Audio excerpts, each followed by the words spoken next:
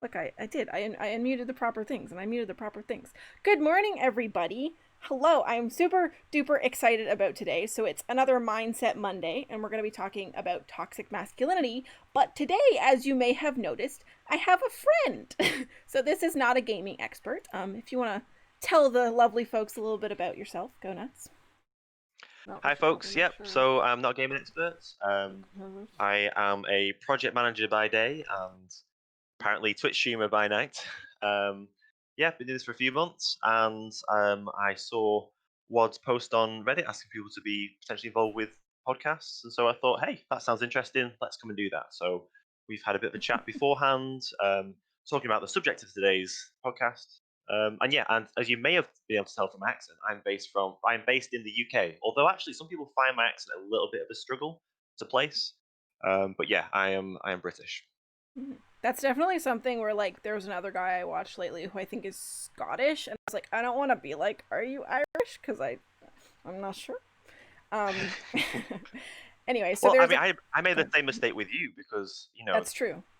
the dread assumption of, well, anyone over like the other side of the Atlantic is American. No, no, Everyone, the whole Canadian thing, here. it's all American. So I have a couple little announcement stuff to talk about before we get into the actual stuff. So as you may have noticed, I'm starting to do collabs, which I'm super excited about, and I have some other people I'm also talking to that I hope to get on in the coming weeks.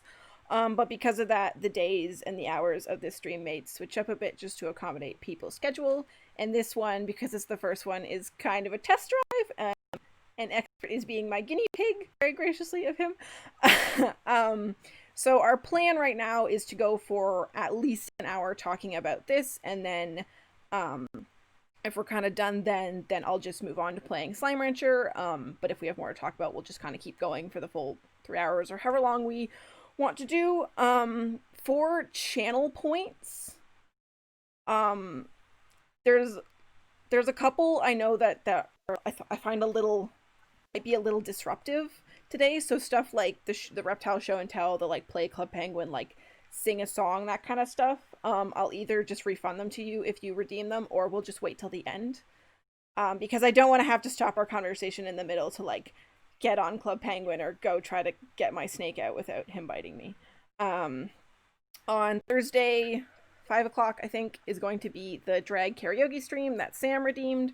Very exciting. And because of that, I might end up skipping Friday's stream depending on how tired I am and all that stuff. Um, Let me take a look at chat, see who's here. Hi, River. Hi, Saida. Hi, Sam. Lovely to see you. Thank you for joining. I think Emily already redeemed a hydrate, so I'm gonna have a sippy. You can also have a sip if you have water or your tea. You can have your tea.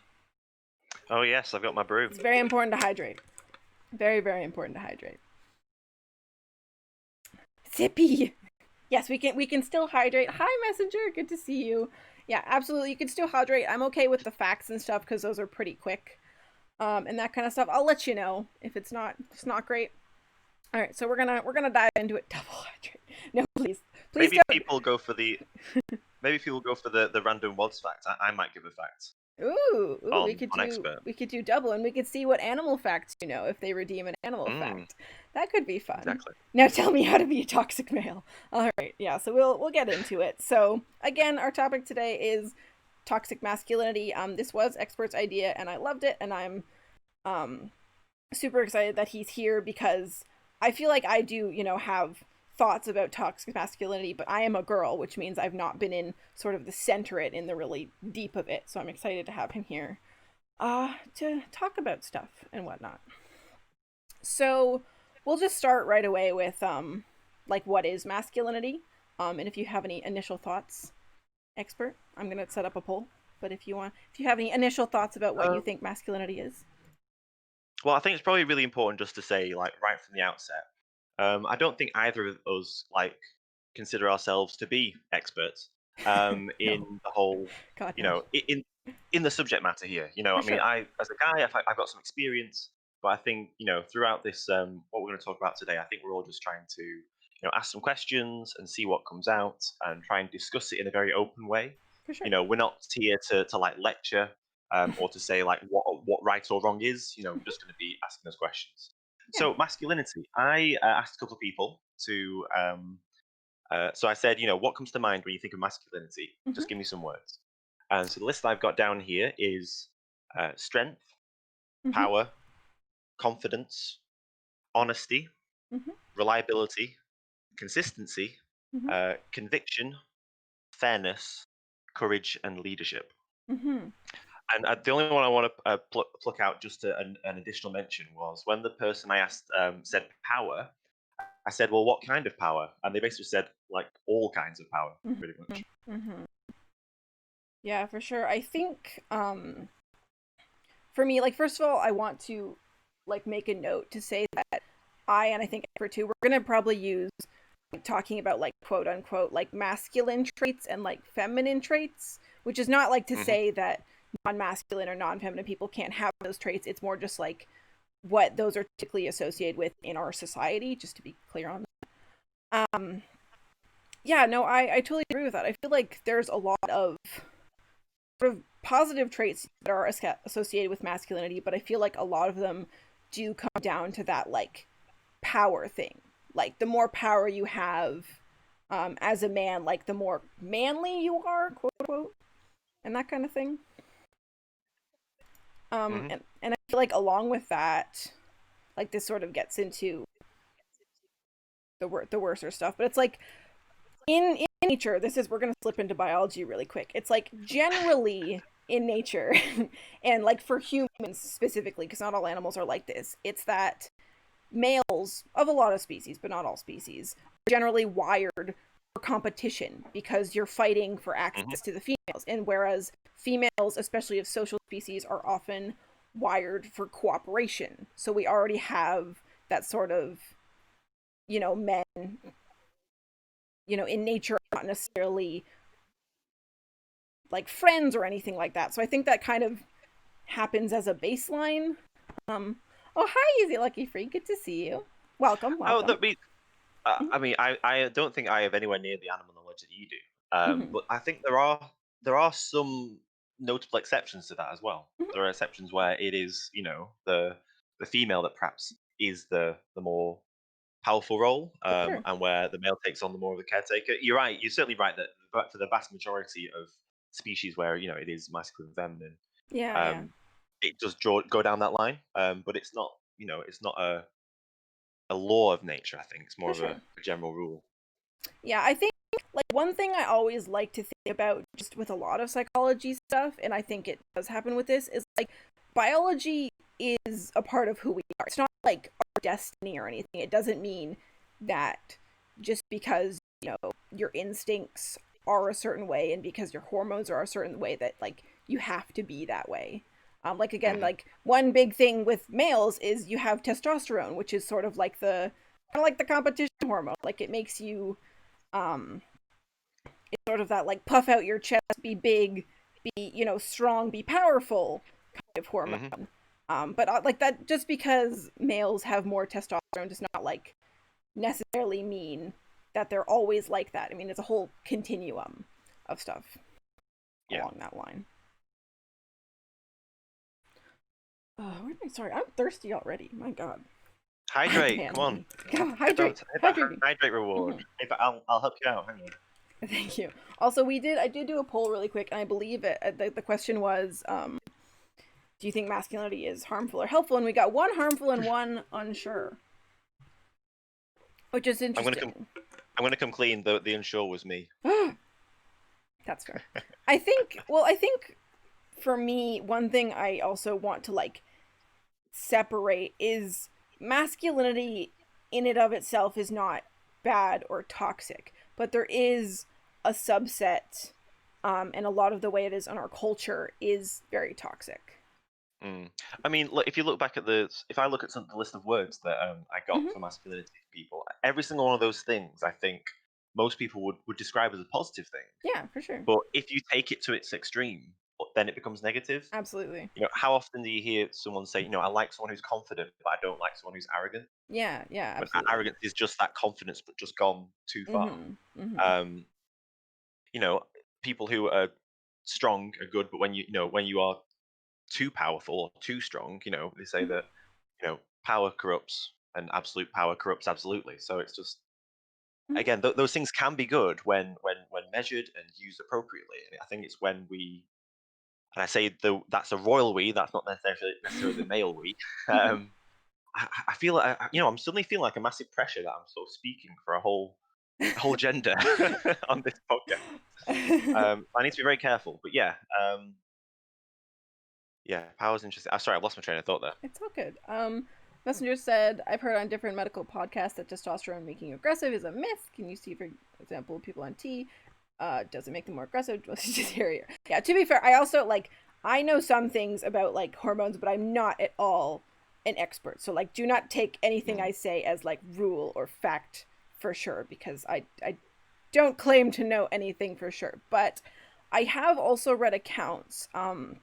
I think like it is hard because it's like it can also people's experiences vary. Like I remember, reading about the experiences of some trans people where it's like a lot of the sort of emotional sensitivity they used to feel would become more dulled, and also kind of mhm, the other way around, which is like people who transitioned um sort of male to female felt like they became like a lot more emotional and stuff like that. So it's just like um it increases, from what I understand, it increases your ability to produce adrenaline. Yeah, I'd have to look into the mm. research a lot more to give you like a real solid answer. But again, just sort of looking back to like what goes on in nature with sort of like stuff like primates that are sort of closely related to us, where it's like there's usually a big dominant male, and then the females are more like for cooperation. They're not really so much the protectors or like the leaders. And that as you say, like there's always exceptions to lots of different things. um so it doesn't make you angrier, but can be easier to ramp up adrenaline. That's an excellent point for sure. Yeah, on that point you were mentioning as well about sort of the trans people, and I'm certainly not Hmm. someone who can talk very well to that, but I almost wonder. I ask this like as an open question. I wonder how much of that, that reported, say for male to female, feeling that they're becoming more emotion sensitive and vice Hmm. versa, for the other way. I wonder how much of that is almost they expected Hmm. that change to happen based on the societal assumptions that we have about Yeah, both yeah, genders. absolutely. Yeah, beliefs and like what we think and stuff it does wild things to your brain and how your neural pathways work. And you can like rewrite parts of your brain just through, the your environment and the responses you have and what responses Mm. are sort of allowed and what ones kind of get repressed. So it's a whole thing. Yeah, I was just thinking the same. Yeah. Hello. Hi. Oh boy. Sergia. I'm always afraid when I can't immediately read someone's name because I'm like, I don't like mispronouncing things, but it happens. It happens. Yeah, so I think like we can sort of move a little more into like what's Hmm. toxic masculinity now. And I think this is something we were talking about, and a great point that you sort of brought up that I didn't have in my notes yet, was sort of talking about how masculinity is defined for people by society and by people like from the time that boys are very, very young. Like, um, and what like you were giving an example, like of a story that you where you really felt like you had been like very downplayed, I think, in something that had happened. I think you're talking about an injury, I believe, and it was, Yeah, if you I want to. think that's. I mean, the whole sense of boys don't cry. Mm-hmm. That's definitely something that has existed, that I've Mm-hmm. experienced like all through my life, and I Yeah, wouldn't for even sure. say that I was brought up in a overly masculine like Mm-hmm. environment or Mm-hmm. household. I mean, so but the standard family, two parents. I'm very fortunate that my parents have been together the whole time. So I've always had a male role model, Mm-hmm. and an older brother, and me, the younger brother. But yeah, certainly, like many times, thinking about times when I've like ridden a bike and like fallen over, or like crashed into a lamppost, which happened a couple of times when you learn to ride. Um, and yeah, sort of, going like crying back home. I'm talking like, 4, 5, 6 years old, and like running back home crying, and like it was always like, at that point you run to the mother because I knew that Mhm. for a fact that like my dad wouldn't have been interested, or if he did see me, that he'd be like, all right, go to your mum. Mum will deal Mhm. with this. Mhm. That's if you're dealing with like emotions and crying and being upset, like that's for the mum to deal with. Mhm. That's not for me to deal with. Come for me when you want to learn how to ride better after Mhm. you've fixed your scrape knee. And yeah, the example I talked about with yourself was um, actually quite a much older age, I guess, more like 15, 16, 17, and just like on holiday playing a game in the swimming pool with friends, and by accident, basically one of my friends just broke my nose, just Mhm. complete came around with the elbow, like totally unintentionally, boom, smacked my nose, and it was facing to the side. Oh, sorry, hit my microphone. Sorry for That's the all good. sound on on the podcast there, guys. And yeah, and it was very much like I'd broken my nose. It didn't bleed, so that probably didn't help. But Mhm. it very much, I knew immediately that something was wrong. My face felt wrong. If anyone has broken their nose, they might know what I'm talking about. And so I like left the pool because I wanted to go and seek medical attention. And Mhm. they were like, "What's up with you? What's wrong?" And I was like, "You broke my nose." And they were like, okay, well, didn't really care. And you know what? Actually, I remember very vividly that one of the people. So one there was one of the people at the hotel, the resort we were staying at, who was Mhm. like managing the game, so a staff member, sort of turned to one of the people in the pool and said, well, "What's wrong with him?"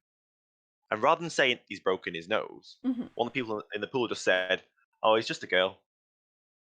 Yeah. He's just Yeah. he's just being a girl. He's just being a baby Mhm. about it."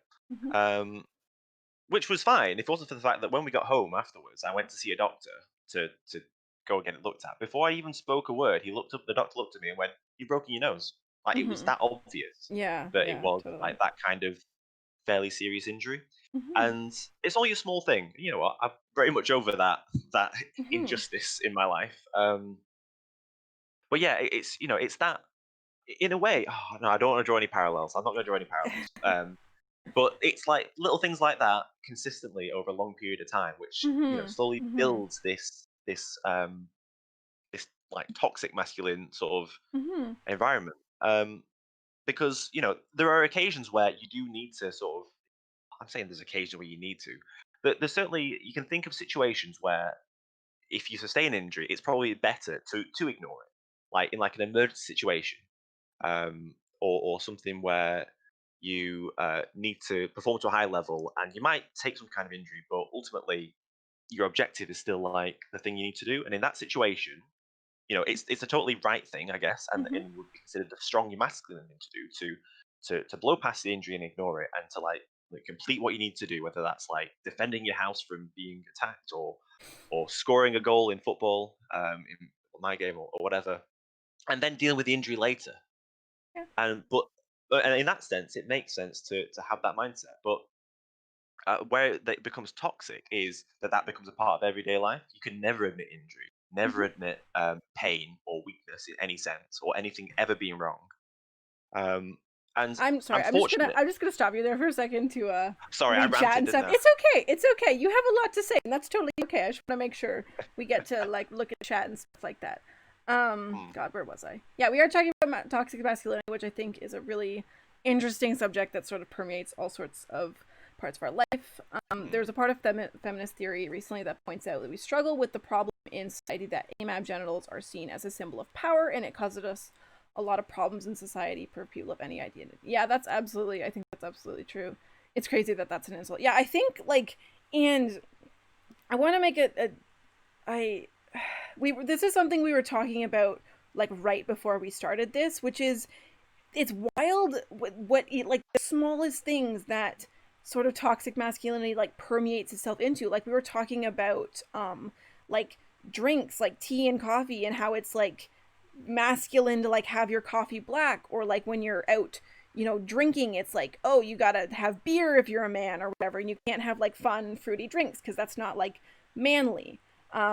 I think there are people who are toxic. I don't like the idea of saying this group of people is generally toxic. No, that is a point I made earlier, which is I do not think that masculinity is inherently toxic, and we were talking about some of the really good like typically like masculine quote unquote traits, And a lot of them Mm. are really good, but when taken to the extreme, they're not good.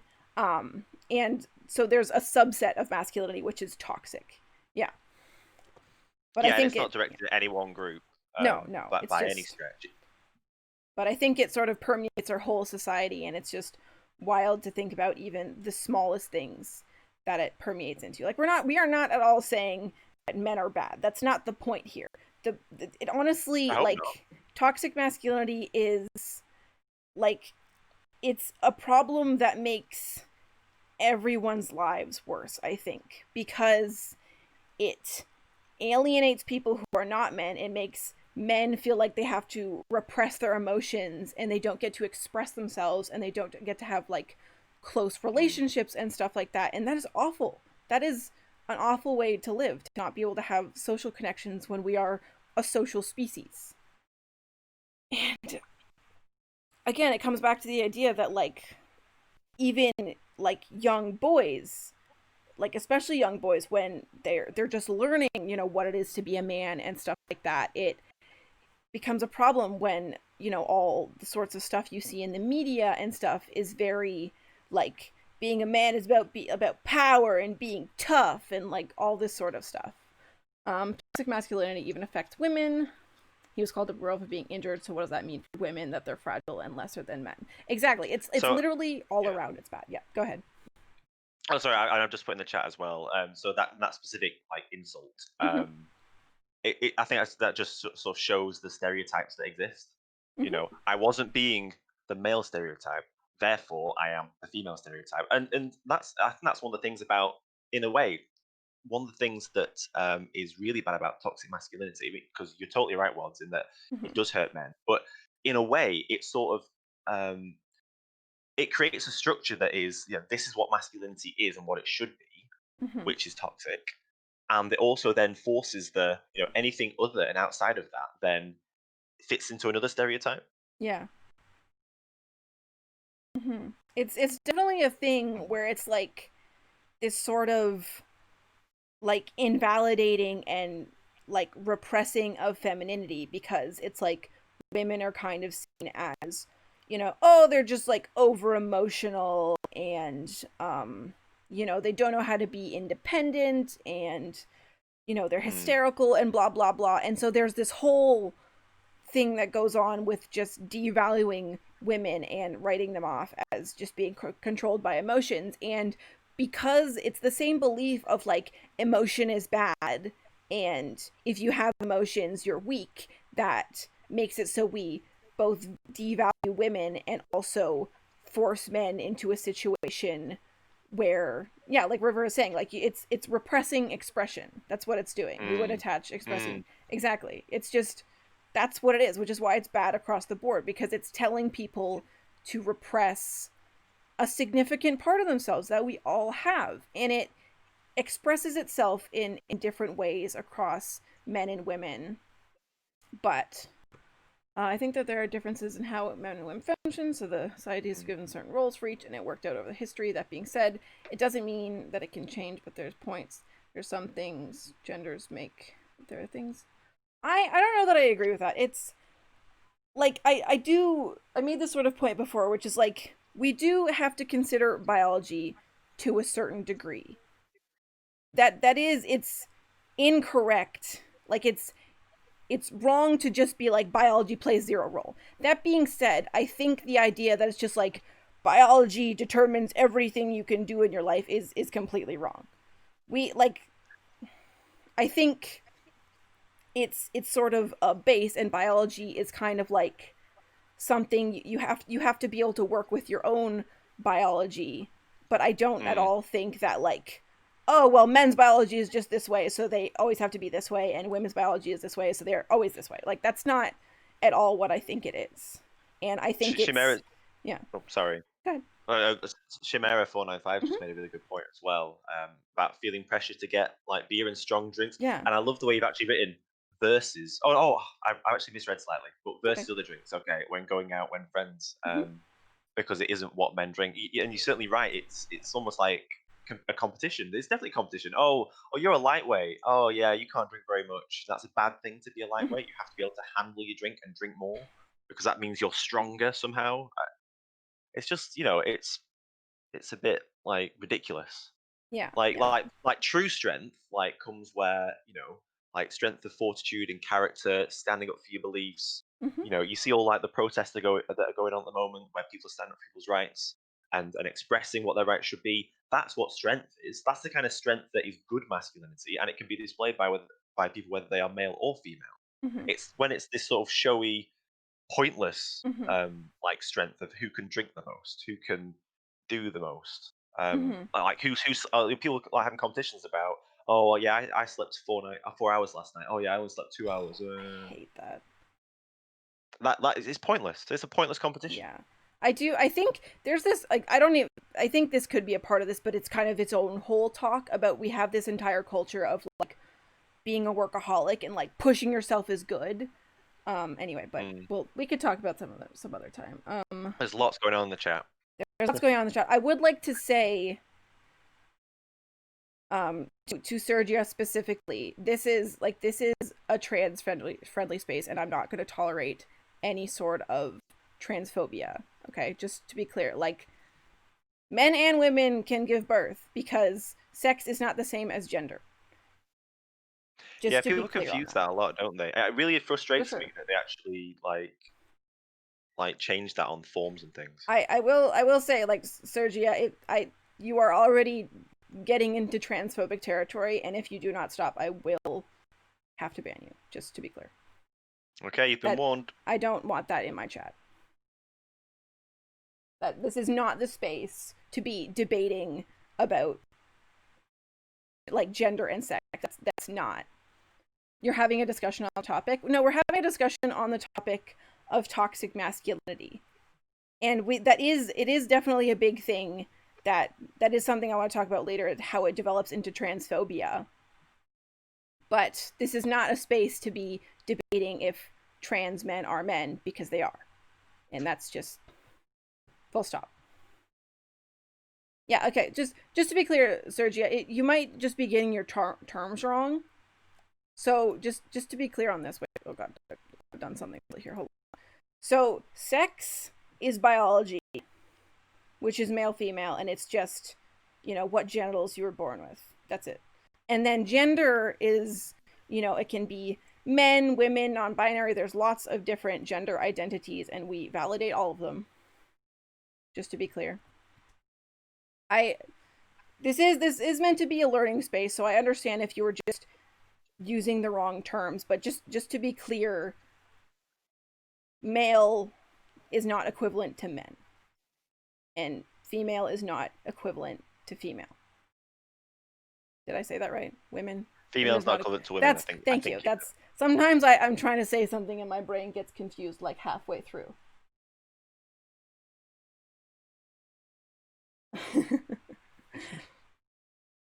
Let me tell you about one really good experience I've Sure, had absolutely. about That's a great. when it comes to men. And in a way, on the one hand, I think this is the kind of thing that should really be a massive positive part of masculinity, but at the moment is seen as not being like anything near masculinity, and that's the Mm-hmm. fact that so I was very fortunate in that when I was in what is termed our secondary school, Mm-hmm. I met a couple of guys who I became very close friends with, and I'm still Mm-hmm. best friends with them to this day. It was one of my friends' wedding, sorry, a couple of years ago, and it was me, him, our other friend, and like this one other guy, all up there together. And the best thing about us three guys is that we all can be really open with each other about like our emotions, our Mm-hmm. feelings, what's going on in our lives, relationships, problems, and we're always there to help each other out. And in a way, that kind of like emotional openness would be seen by like the toxic masculine side of things as being weakness. Um, but really, I think that is a real good show of strength that we are strong enough to Yeah, be vulnerable with for each other, sure. Yeah. and that as a group that makes us stronger together because we can help Mm-hmm. each other and support each other. Because if you aren't able to show your emotions I think this might be heading us towards some of the other topics I know you want to talk Mhm. about once. Then you have to hold it all inside, and eventually, some things are going to start to weigh you down and break you down, and then it's going to Mhm. come out in weird and unusual ways. Yes, Some of which absolutely. are going to be really unhealthy. Mhm. Mhm. Um, and we've spoken to other guys who have said, like, they don't know anyone like the three of us who Yeah. can talk to each other and be so open with each other, and that they're genuinely like Mhm. in. And I actually praise them. I think they felt able to say that to us and almost Mhm. show a weakness to us because they've seen that we are like open to that. We're not going to like ridicule them for it or anything like that. And they've been able to say, like, they're almost like jealous. They Mhm. wish they had friends as close as we guys are. Mhm. Yeah. I'm really grateful for having met them. Yeah. Hope Yeah. they're Thank watching. you, Messenger and River. Yeah. Again, Sergia, like you do seem to get the like you are understanding that sex and gender is not the same. But again, yeah, this isn't really the space to be debating about that kind of like the language and stuff because language does matter, but that is not the topic of conversation right now. So yeah, I would love it too. If you wanted to move to this Discord, I can like probably one of my mods could make like a little discussion channel if you wanted to talk about that sort of more. I'm not a native English speaker. I'm from Spain, so I understand it. Like it is something that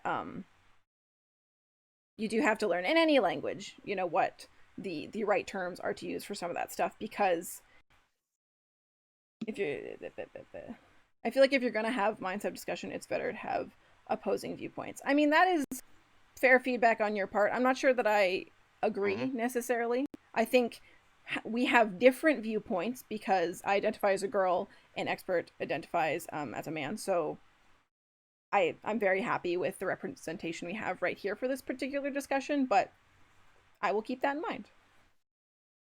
Yeah, this isn't meant to be a talk of like, is toxic masculinity a good or bad, like a thing. It's that toxic masculinity is a thing. We both agree on that, and we're just sharing our different experiences and Mm. um, And I how it guess sort of becomes. testing where the line is, and I Yeah, guess testing test between the positive parts of masculinity yeah, and where that falls over into being toxic, and then also perhaps looking at sort of the impact of that tos- toxic masculinity on like the people it affects. mm-hmm, mm-hmm. Yeah. Sergio, please stop talking about this in this chat. Again, they've offered to talk to you in Discord if you want to Mm. talk about it in Discord, but I'd like to stay on the topic.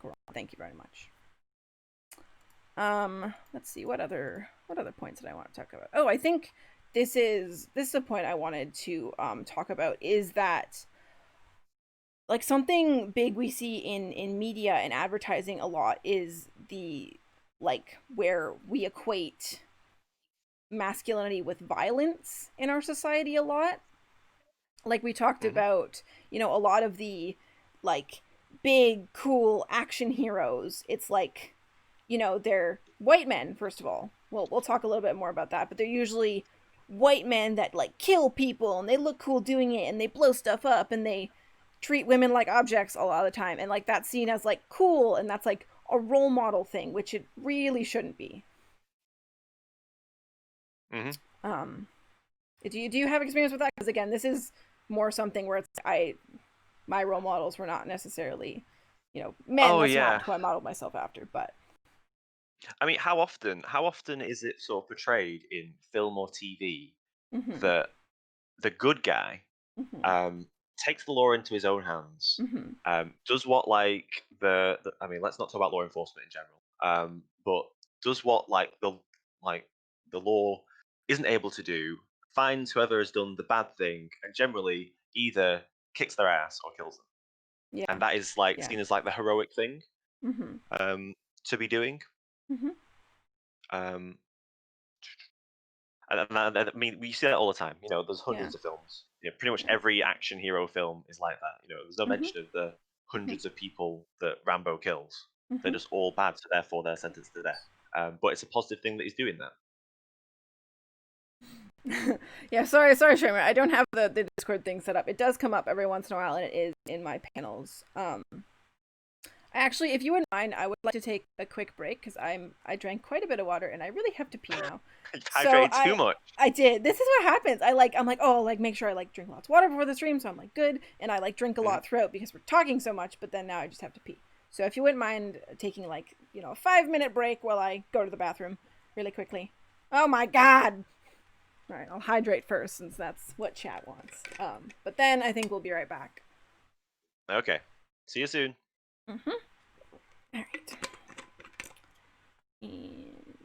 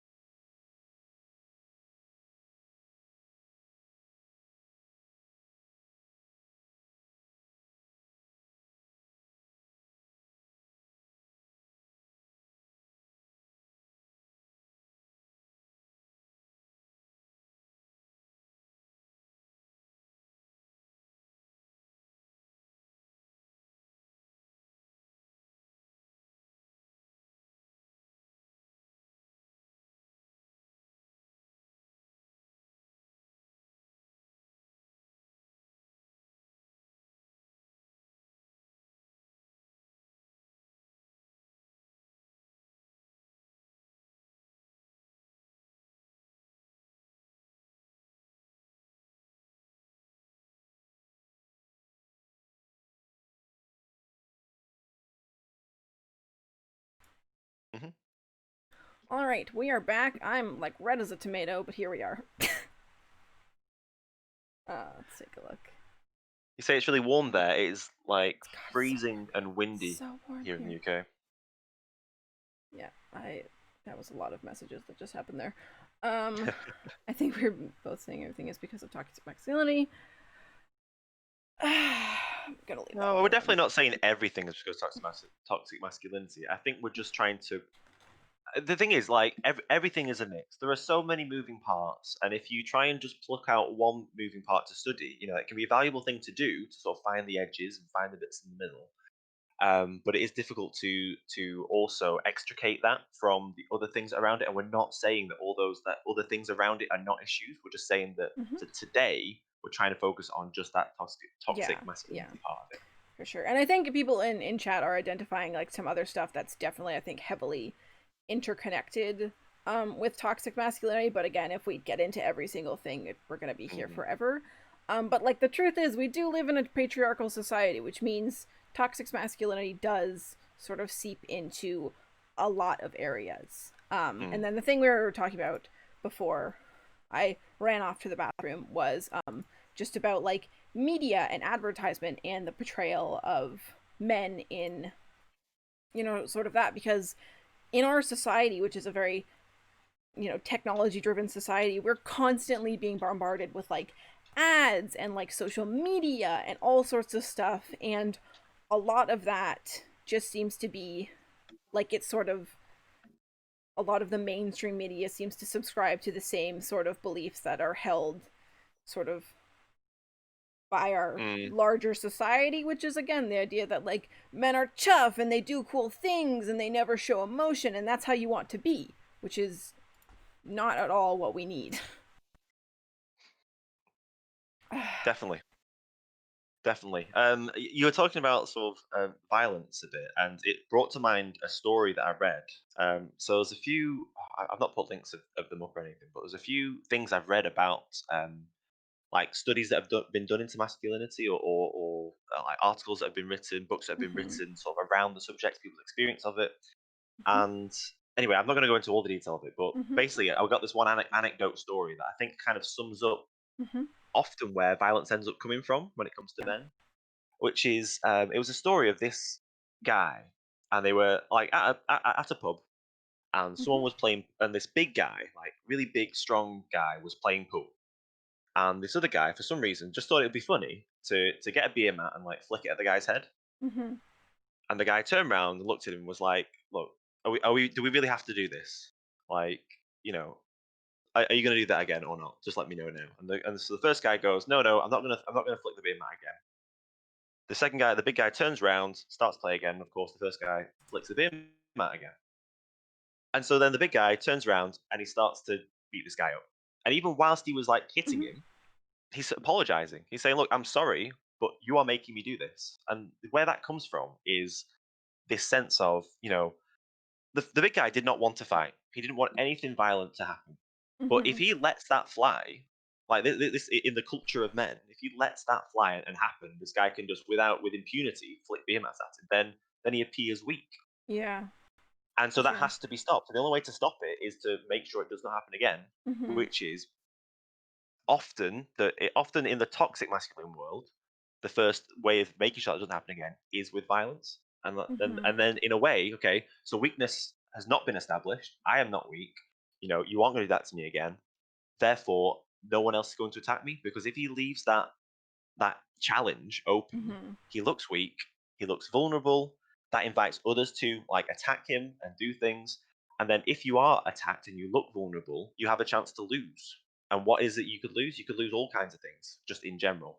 Whether that be like the things that you have, your respect, your relationships, and that is sort of like the rolling Mm-hmm. downhill of the mindset. Mm-hmm. Yeah, for sure. And I want to take a second to dive into this a little bit, which is um I feel I'm just gonna take a second right now to say I feel like we sort of opened a can of worms that I didn't realize how many worms would be in it. And I'm not a Hmm. huge fan of worms. So it's okay. Um but it's okay. I Okay. didn't really think about how big of a discussion this would create, but that's okay. It's good to have discussion. Um but I did want to talk about oh god, 1 second. Let me catch up with chat a little bit here. Yeah, yeah. I'm just catching up with chat too. A lot of there's I'm not used to this much chatting happening. Bu- bu- bu- I mean, you go for a topic, all That's of a true. sudden We everyone's went for everyone a wants to topic. We say. did. Um,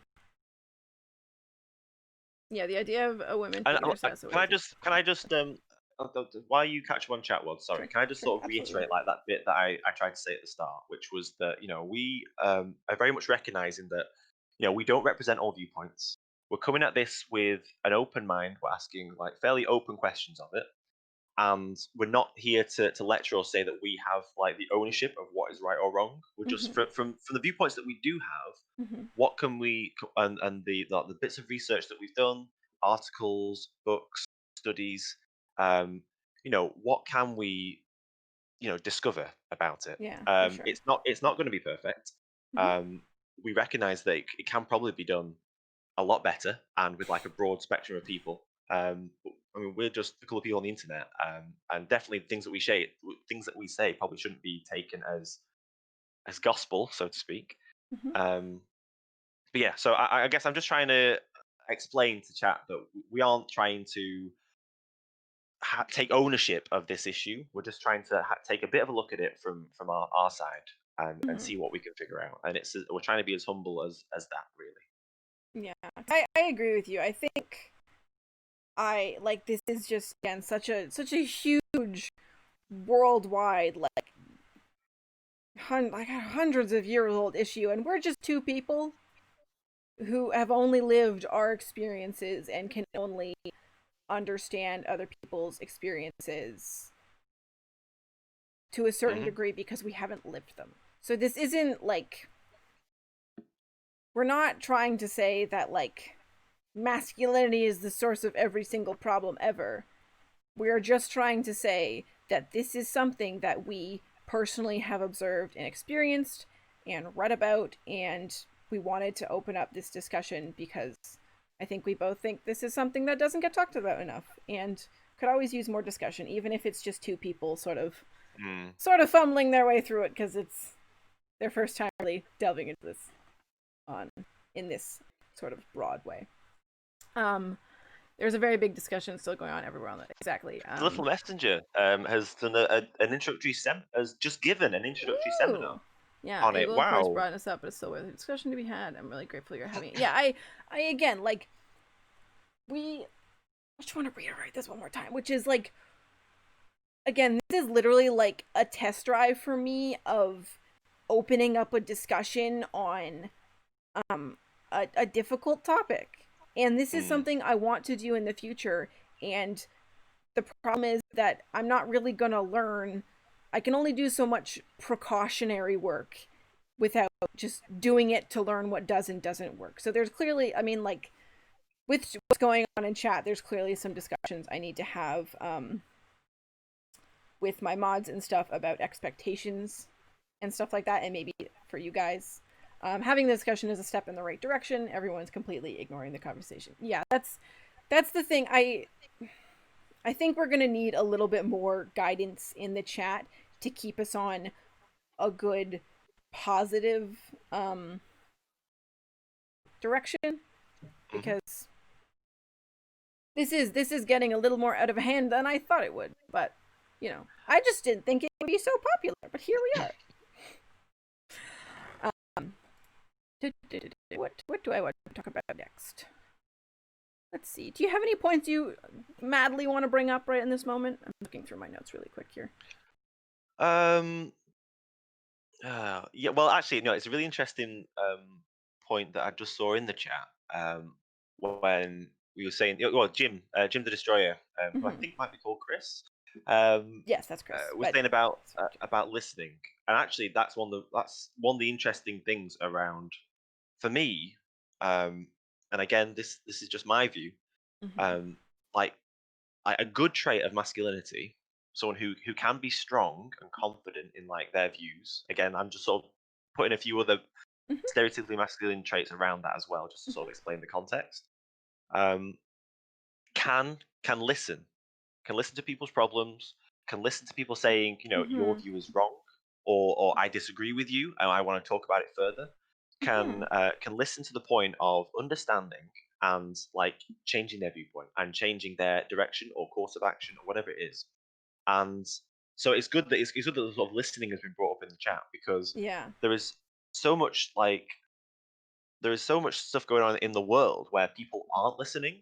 And you Mm-hmm. could say you could point toxic masculinity for that. You could point at a whole bunch of other things as well. So again, let's not try and delve into all those reasons. But I think it's definitely a trait of the toxic masculinity that isn't, because they aren't as confident of necessarily their views. They aren't as secure in themselves. They don't have the strength to listen. They only Mm-hmm. have the strength to rage and to ignore and to Sure. deflect away. Yeah. So yeah, that I think listening is one of the real areas where masculinity and toxic masculinity have a vast difference. A Mm-hmm. masculine person can listen and they can do it with strength and integrity. And Mm-hmm. someone who is toxically masculine cannot. Simply, they can't countenance the idea that they are wrong and the idea of changing their view or Mm-hmm. changing their course of action because of something someone has said is seen as a weakness. It's seen as a loss. Well, if you For can sure. change because of one thing, you can change for all sorts of things. And then because they're insecure, then the whole personality starts to unravel because they don't know who they are anymore. Mm-hmm. And that's if you take to an extreme, and obviously that doesn't happen for the vast Mm-hmm. majority of people. I think insecurity is largely one of the biggest culprits of toxicity in any human, and you can definitely see a lot of Mm, that when it comes to. I absolutely agree. Also, Marcia, thank mm, you for joining us today. I totally agree. I think, like, what a lot of things, like, this is something I've talked about in other, like, Mindset Mondays, but it's like so much of what we do and a lot of the, like, bad things that happen is, like, it all comes down to fear. People are scared. And a lot of times when mm, people are scared, rather than looking inwards and looking at what they can do and what they can change, they just sort of push it out onto other people. And that can come out as, you know, anger, like lashing out at people. That can come as tearing other people down to feel better about yourself. That can come from, mm. materialism as a way to compensate for the fact that you don't feel good enough. Like, a lot of it comes down to, insecurity. And I do think, like Sierra said, like, that's just sort of across the board. Everybody deals with insecurity, and the way you deal with it is really sort of dictates, I think, how your life is going to go and how happy you're going to be. Because if you're ruled by insecurity, it's very hard to be happy because you're just acting out of fear all the time. Mhm. Honestly, I welcome to the viewpoint. It means I've learned. Yeah, thank you, Chris. That's what we like. The point of this, I want to reiterate, is it's a discussion. It's This is not meant to be, turn into some sort of argument, and it's not meant to be we're lecturing you. It is meant to be a discussion. So we do want to hear what you think, but that does not include being disrespectful towards other people. And In a weird way, a discussion becoming an argument, I think, is probably another sign potentially of toxic masculinity. I'm going to just sure. a very short little anecdote about. I mean, I love my dad, bless him, but he can sometimes not always be the best. And this is an example. So I had some house problem. I don't want to go into detail that I was trying to resolve, and he, used to be a builder, so he knows a lot. So I came to talk to him like, Mm-hmm. Dad, what do you think of this? Like, how do we fix it? What should we do? And this, because I'd spoken to like an expert or like an engineer who might come and do some work for me, and they'd suggested a course of action. And I'd said to him, so I'd told this to my dad, and he so listened, and then he'd gone, "Oh, why didn't you do this? Why didn't you ask him to do that? It could have done this thing." Da, da, da, da." And in a way, everything he was saying was right, and I was trying to listen, but there was almost like, I don't know whether he just wasn't having the best day or something, but there was almost like a tone and a Mm-hmm. slight, not overtly, but a slight, like, almost aggressiveness to a, I so from my dad's perspective, it felt like he was saying, well, I know that my view is right, and why haven't you asked the questions to get to that same conclusion? Like, Mm-hmm. and I came to listen and to ask and to understand, but it felt like, even though that was a discussion, it Yeah. almost felt like an argument. I felt like Yeah. slightly under attack, and Yeah. slightly like, well, I was trying to ask those questions, and I was doing that, and then it becomes a toxic Mm-hmm. conversation that's out of nowhere, a place where it was me asking for help and advice in an open way, expecting to be given input, Mm-hmm. and the way out. The weird thing is, the way out of it was me backing down, in sort of the masculine term of being like, right, yes, no, I've listened, I understand, thank you. Mm-hmm. I'm going to go with what you say. I've acquiesced to what you said, but it didn't have to be like that. Yeah. And it's just very odd that, like, this conversation that could have been totally stress free from my point of view felt like some kind of attack. Like I hadn't done the right things. Mm-hmm. Yeah, there's something I wanted to come back to with that, but I just want to read chat a little bit because there's been quite a lot happening. Yep. You're scared and insecure, you project. I totally agree. If you don't already feel great about yourself, you're not going to want to look deeper in yourself and confront it. Exactly. You're totally Mm. getting picking up what I'm putting down. Yeah, and then when you look at how it affects masculinity, men are told that masculinity is what's defining them. Yeah, and to build on your point, people who are told they need to be masculine when they want to do. Oh God, I think I read that wrong. Then when a person who is told they need to be masculine and wants to do something feminine, they feel the need to hide it. For sure, toxic masculinity is cultivated by insecurity and society. I absolutely agree. Let's get rid of And society. Masculine means you can never cross the line into femininity. And yes, Um, Chimera, almost like asking for advice was a bad thing. yeah, well, this is fascinating because this is something I literally talked about last week. And I think that's actually something that happens across the board, which is good communication is all about listening, right? But Hmm. we all do something. I think it like with it can happen a little more like there's the whole like mansplaining thing and men can do this as sort of like a power thing, but it's like we all well, I'm not going to say we all, but like everyone I have observed, I don't want to generalize, but like Mm. everyone I have observed, like in my life, even me, when we see someone who is upset or has something happened, a lot of times instead of just listening when they maybe just need listening, we just want to problem solve. We just want to fix it. We want it to feel better. And it's because, you know, when people we care about are upset, it can often make us feel upset. And we want to alleviate that. And the way we do it is like, well, why didn't you do this? Why didn't you do this? Like, let's do this. And you're like, and that often can make people feel super not heard and super invalidated. So that is something I personally am working on.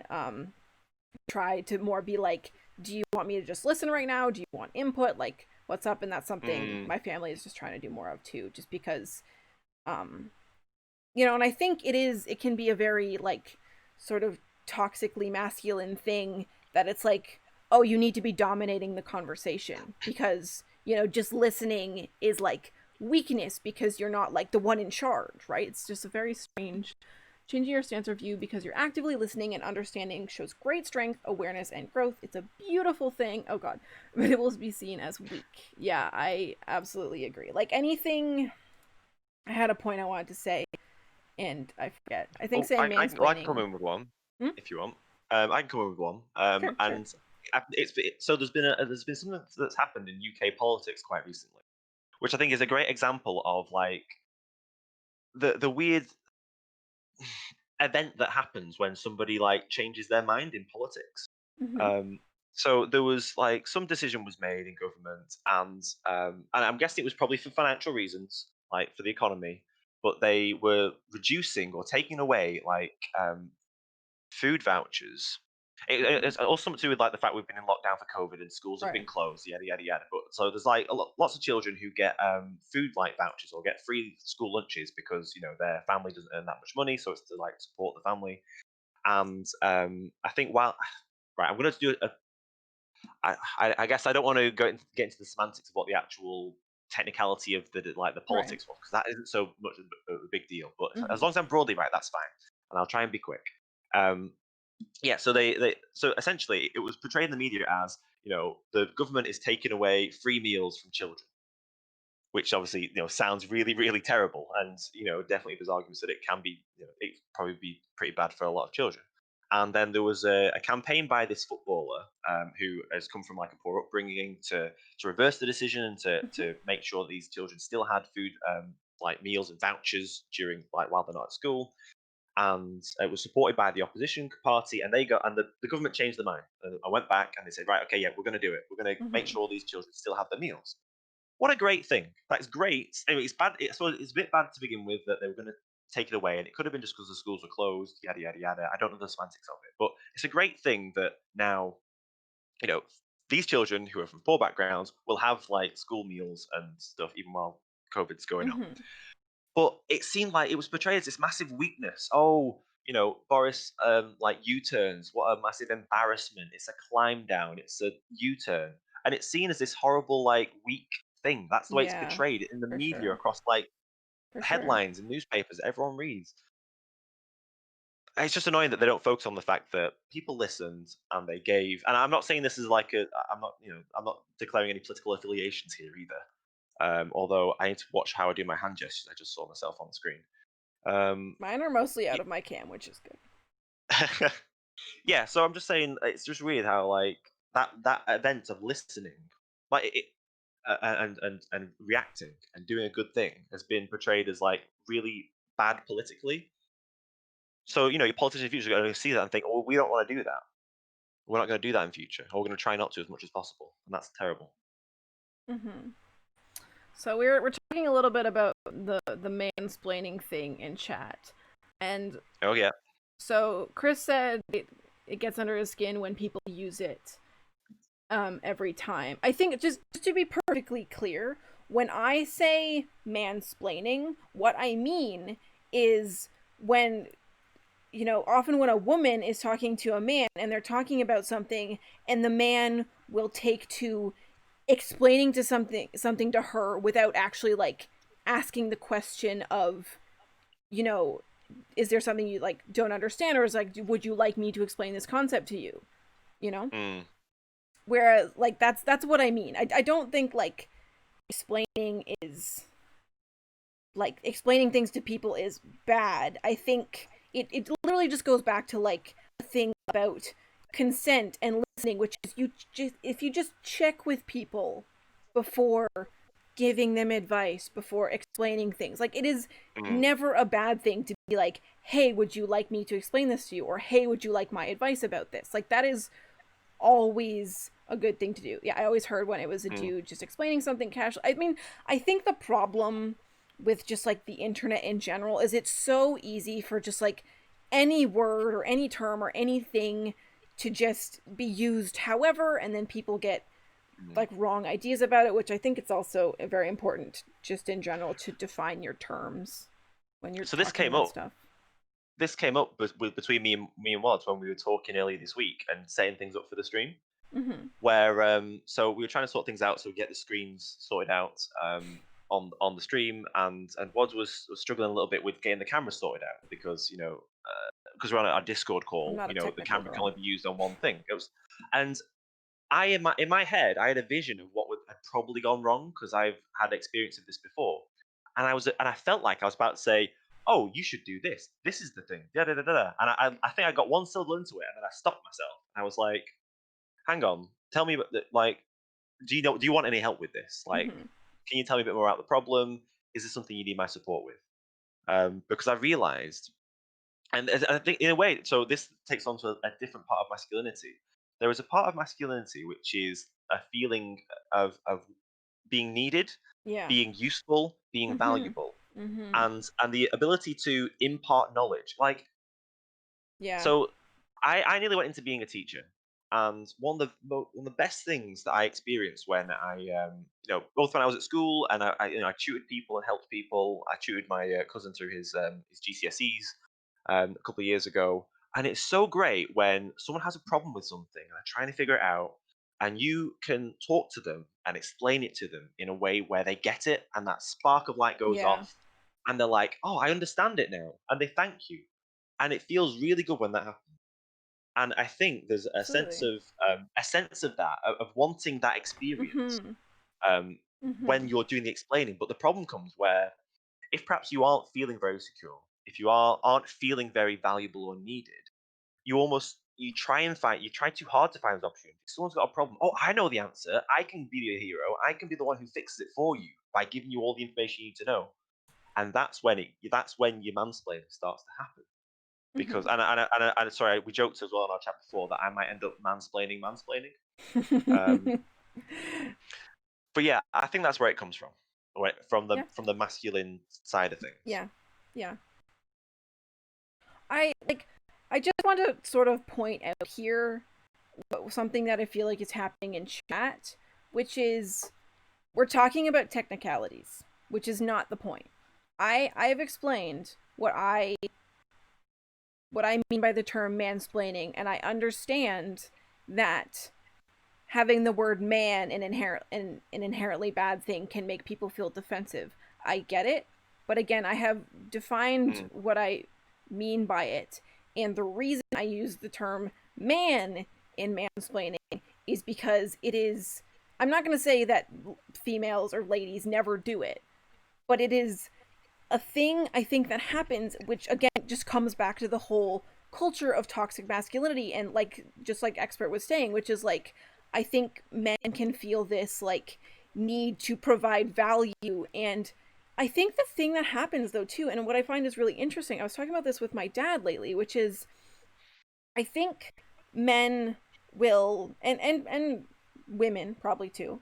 But I think people will sometimes, try to give you a bunch of information they think is helpful, or even like do stuff like brag. And I think all of that actually comes down to people wanting human connection, but they don't necessarily understand the best way to get it. So they just think, if I show all this value that I have, whether it's material or information and stuff, like, people are going to Mhm. like me and they're going to validate me. Where it's like, actually, what people enjoy is usually comes down to like personality and like listening, not what you have to give in terms of like material value. And I think that is really the point that happens with the whole mansplaining thing. Is like, I think men are taught even less than women, like, men, again, it's like they connect their value to what they can provide and not necessarily like just who they are.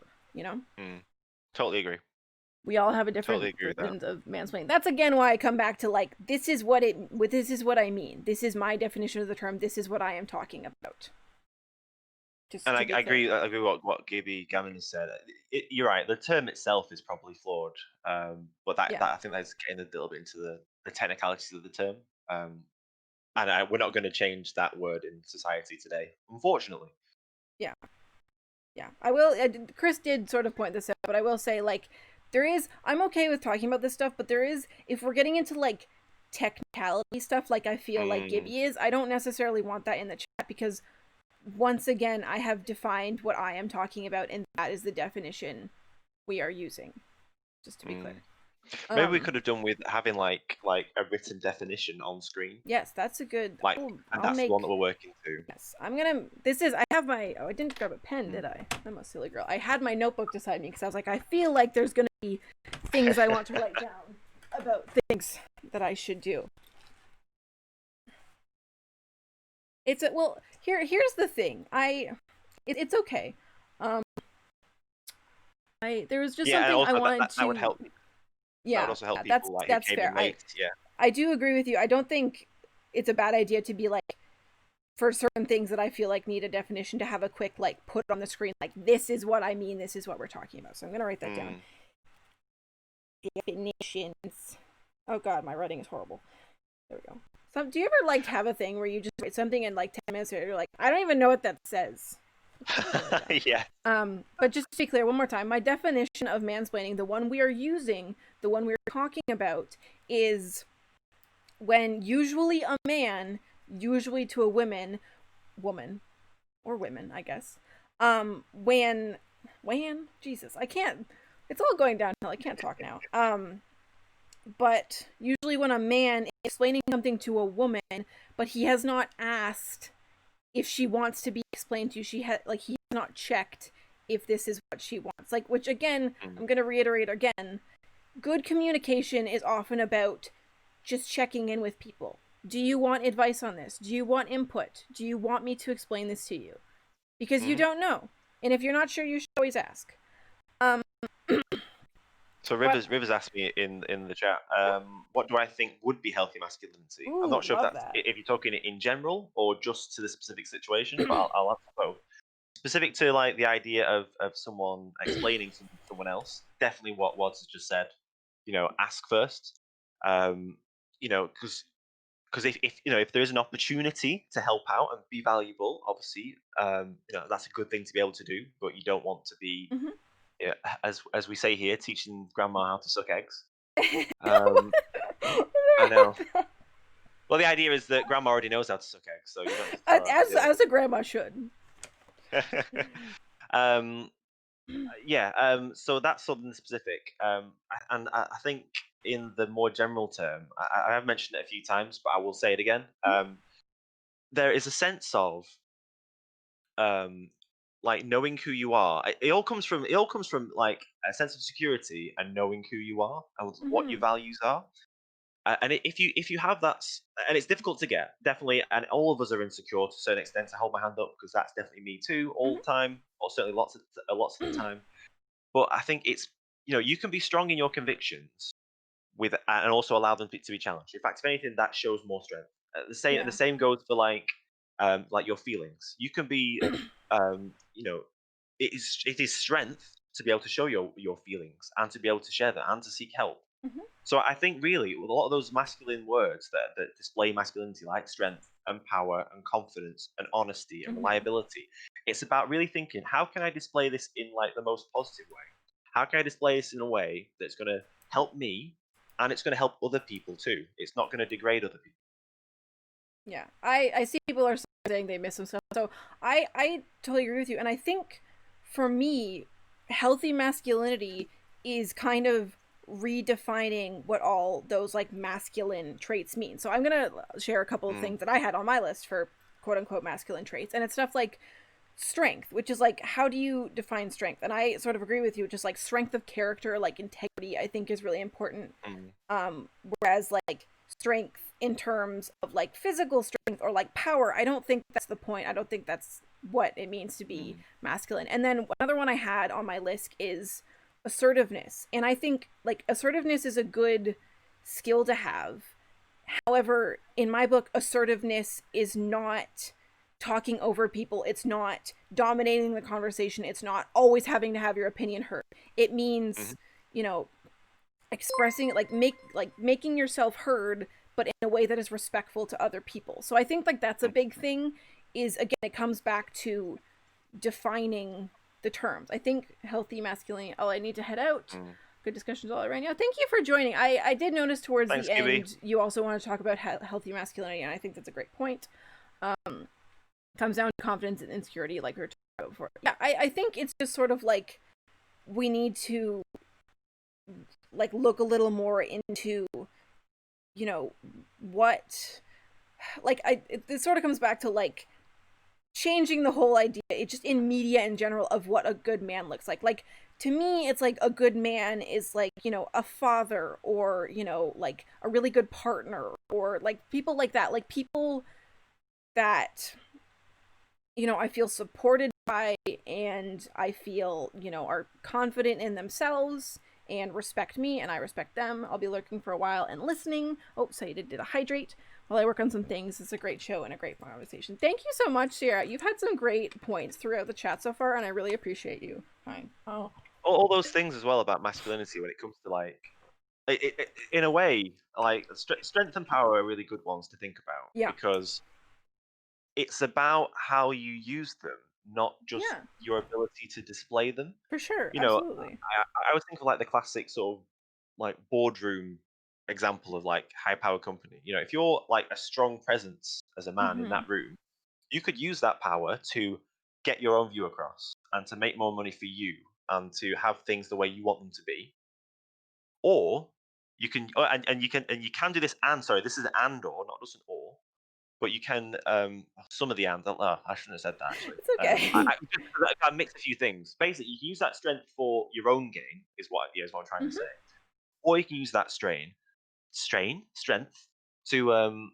to to be fairer, basically. You know, to give other people a voice. You know, To I'm yeah, going to to step lift in other and be people's up. strong Yeah. to say these other Mm-hmm. people are not being heard, and you're all going to sit there and listen to them until they are heard as well as I can be heard. Absolutely. Yeah, You know, for sure. there was a great bit of footage of like some of the protests against the police. And again, I don't want to go into the details of that, but I know obviously there's lots going in America around that. And of this 7 foot guy who was like properly like dressed up in all his protective gear, and he was like with the protesters, and he was just there like protecting the protesters. He Mm-hmm. having he was using his assertiveness to Mm-hmm. tell the police when they're overstepping the mark and doing wrong. He was using his power and strength to protect the other protesters and keep a barrier between the two. Mm-hmm. And he was being like consistent and reliable. He was being courageous. He was showing leadership, and just as strong and just as powerful was the other lad that I saw, who was like imploring that some of the police. Oh, I probably shouldn't use two examples of that. Sorry, but imploring the police to like put down their guns and to say, you know, let's all be like together and one. We're all scared. We're all just trying to like live and be fine. Let's not have this fight. Let's all be good Mm-hmm. with each other. And that was so emotional and powerful, and Yeah. showed strength and show confidence. That's what like good masculinity looks like. Yeah, I agree. Like, I mean, I think this is sort of across the board, but also I think this is especially something we should look at with masculinity. But it's like the best way often to live your life is like doing stuff that serves you but also serves other people. Like Mm, even this, like this is just something that combines a lot of the things I'm really interested in. But one of the reasons I'm so interested in mental health and stuff is because as I become more resilient, happier, better habits, all that stuff, one of the big things I want to do is just help other people because it feels Mm. really good to help other people. And I think you sort of got it, which is like, as a man, you have a power that like not everyone has, and you can use that power for your own gain to make yourself feel good in ways that are probably not sustainable, or you can use it to lift up other people, to support the people you love, and that kind of thing. I think that's some good masculinity right there.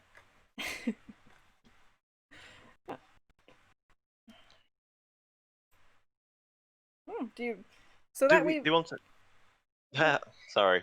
okay. Um, so I know you looked at a few studies and things and I figures. did. Did I you did want to move on briefly. to some of those? Sure. Let me. Oh God, this is. I can't look at it on this computer. Oops. Whoops. There you go. I always forget that if I minimize something, it makes it go away on stream. My bad. My bad. Ignore that. Um. I think there is. Oh, let's. Ooh. Well, there's some like heavier stuff I had on the in my notes. Although I'm just not Mhm. sure at this point if I want to get into it because I feel like we already stirred up a lot just talking about masculinity. But I Okay. do. Well, okay. Let's talk about. Let's go to my side a little bit. Let's talk about like again how toxic masculinity is reflected on women. I think a little more. I Hmm. think that's a good point. And again, this is I thought of something while we had I think Gibby and I forget the other person's name in chat, the one who got timed out. I think what can happen sometimes is this. Sorry, let's look at the chat also really quick. I have a minute. um, just the strong will of the weak, the idiot, the idea idiots by the strong, prop up the weak. Much better idea. But like I feel like what can happen sometimes in having these discussions is like none of this is meant to be any sort of personal attack. This is not meant to be a like, expert, you're a bad person because you're a man and sometimes you talk over me and whatever. That's not what this is meant to be. This is I'm so meant bad to at that. be It's okay. We're all still learning. I still do things like sometimes I like to talk before people have actually ended what they're saying because I already have Yep. the answer. Anyway, but we are going to get into some, I think, a little bit heavier material just so people are aware.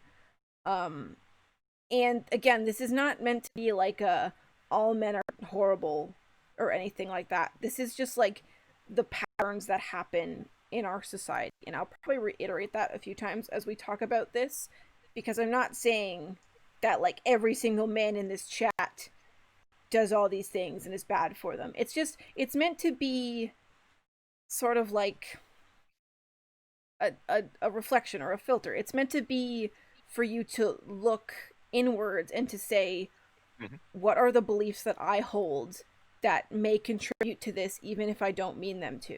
That is what I think it's really about. What hates me, I know. You're a wonderful person, Chris. Don't even. Um, but so because what I wanted to talk about is just sort of I don't have a lot of statistics for this particular next I'm going to talk about, so I don't want to stay on it too long. But like violence against women is a big thing that happened, and just sort of like general feelings of entitlement by some men, like towards women and their bodies and stuff like that. We see that in stuff like rape culture and stuff because a lot of the time, and even things as like sort of simple as like catcalling and stuff. It's like that again. I just realized my mouse in the middle of the screen. That again comes back to this whole thing about control. I got a headed, but great stuff. Hope that was Thank you so much for coming, Ty. I appreciate it. Yeah, but this is something that comes back to control and seeing anything that is remotely feminine as weaker and something to be controlled and pushed down and stuff like that. And because of that we developed this whole like culture of people, especially men who get into positions of power and are able to abuse this power, and they get away with it because that is how our culture is set up right now. That's how our society is set up right now, to reward those who have power and control and who exert it, even if they're really awful people, especially if they're really awful people. So like, we're seeing that in the media so much right now. New term for going to get it. Good for Sorry, just Hi, laughing at Ghost that. Floof. Thank you for joining. Thank you for that wonderful addition. Yeah, so do you have any thoughts on this?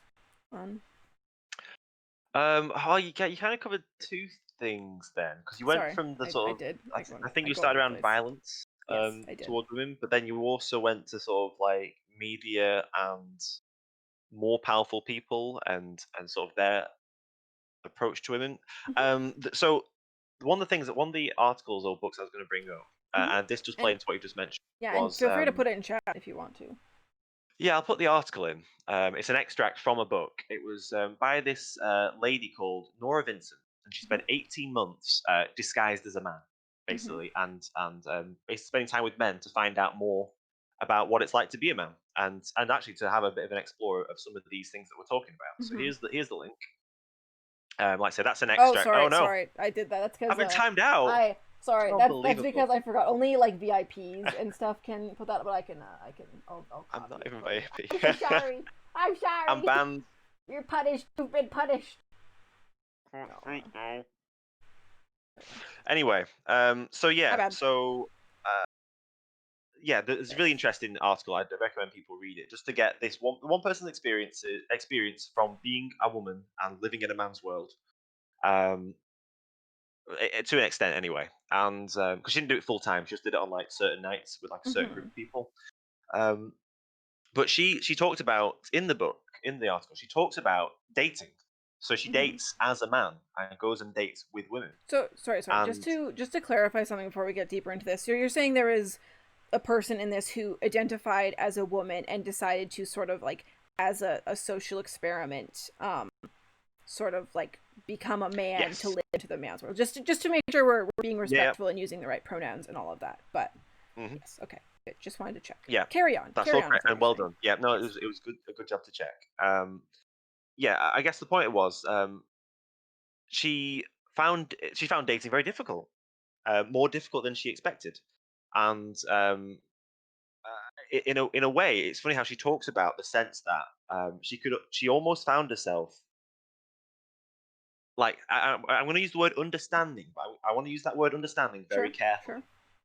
Sure. And by understanding, I simply mean understanding of like how the thought process happens, not sympathetic to necessarily, but Hmm. she found herself understanding why some men do become violent towards women because to her it felt like on that date on those dates like the women had all the power. They had the ability to say yes or no or get lost, you me out, and she could again understand like the mechanism of thought process that could occur in a man, which goes, well, you're going to say no to me in all these ways, so the only thing I have left over you is my physical strength, my Hmm. power. I think that little insight from her, I think that's really accurate in the instances where that happens, where men do become violent towards women. It's because that's the only thing they have left, the only thing they have left where they can you know Exert have the thing that they control. want, Yeah. exert control. Yeah. Yeah. That's interesting. The reason I sort of qualified where you took your little preamble was because Hmm. with those more high powered people, like people in positions of power, um, monetary power, they have lots of other ways, lots of other powers they can use Hmm. to like exert that control. So it's not always violence, but it is violence in the sense of actually like physical, Yeah. but Yeah. it is violence in like that the other use of the term Yeah. violence.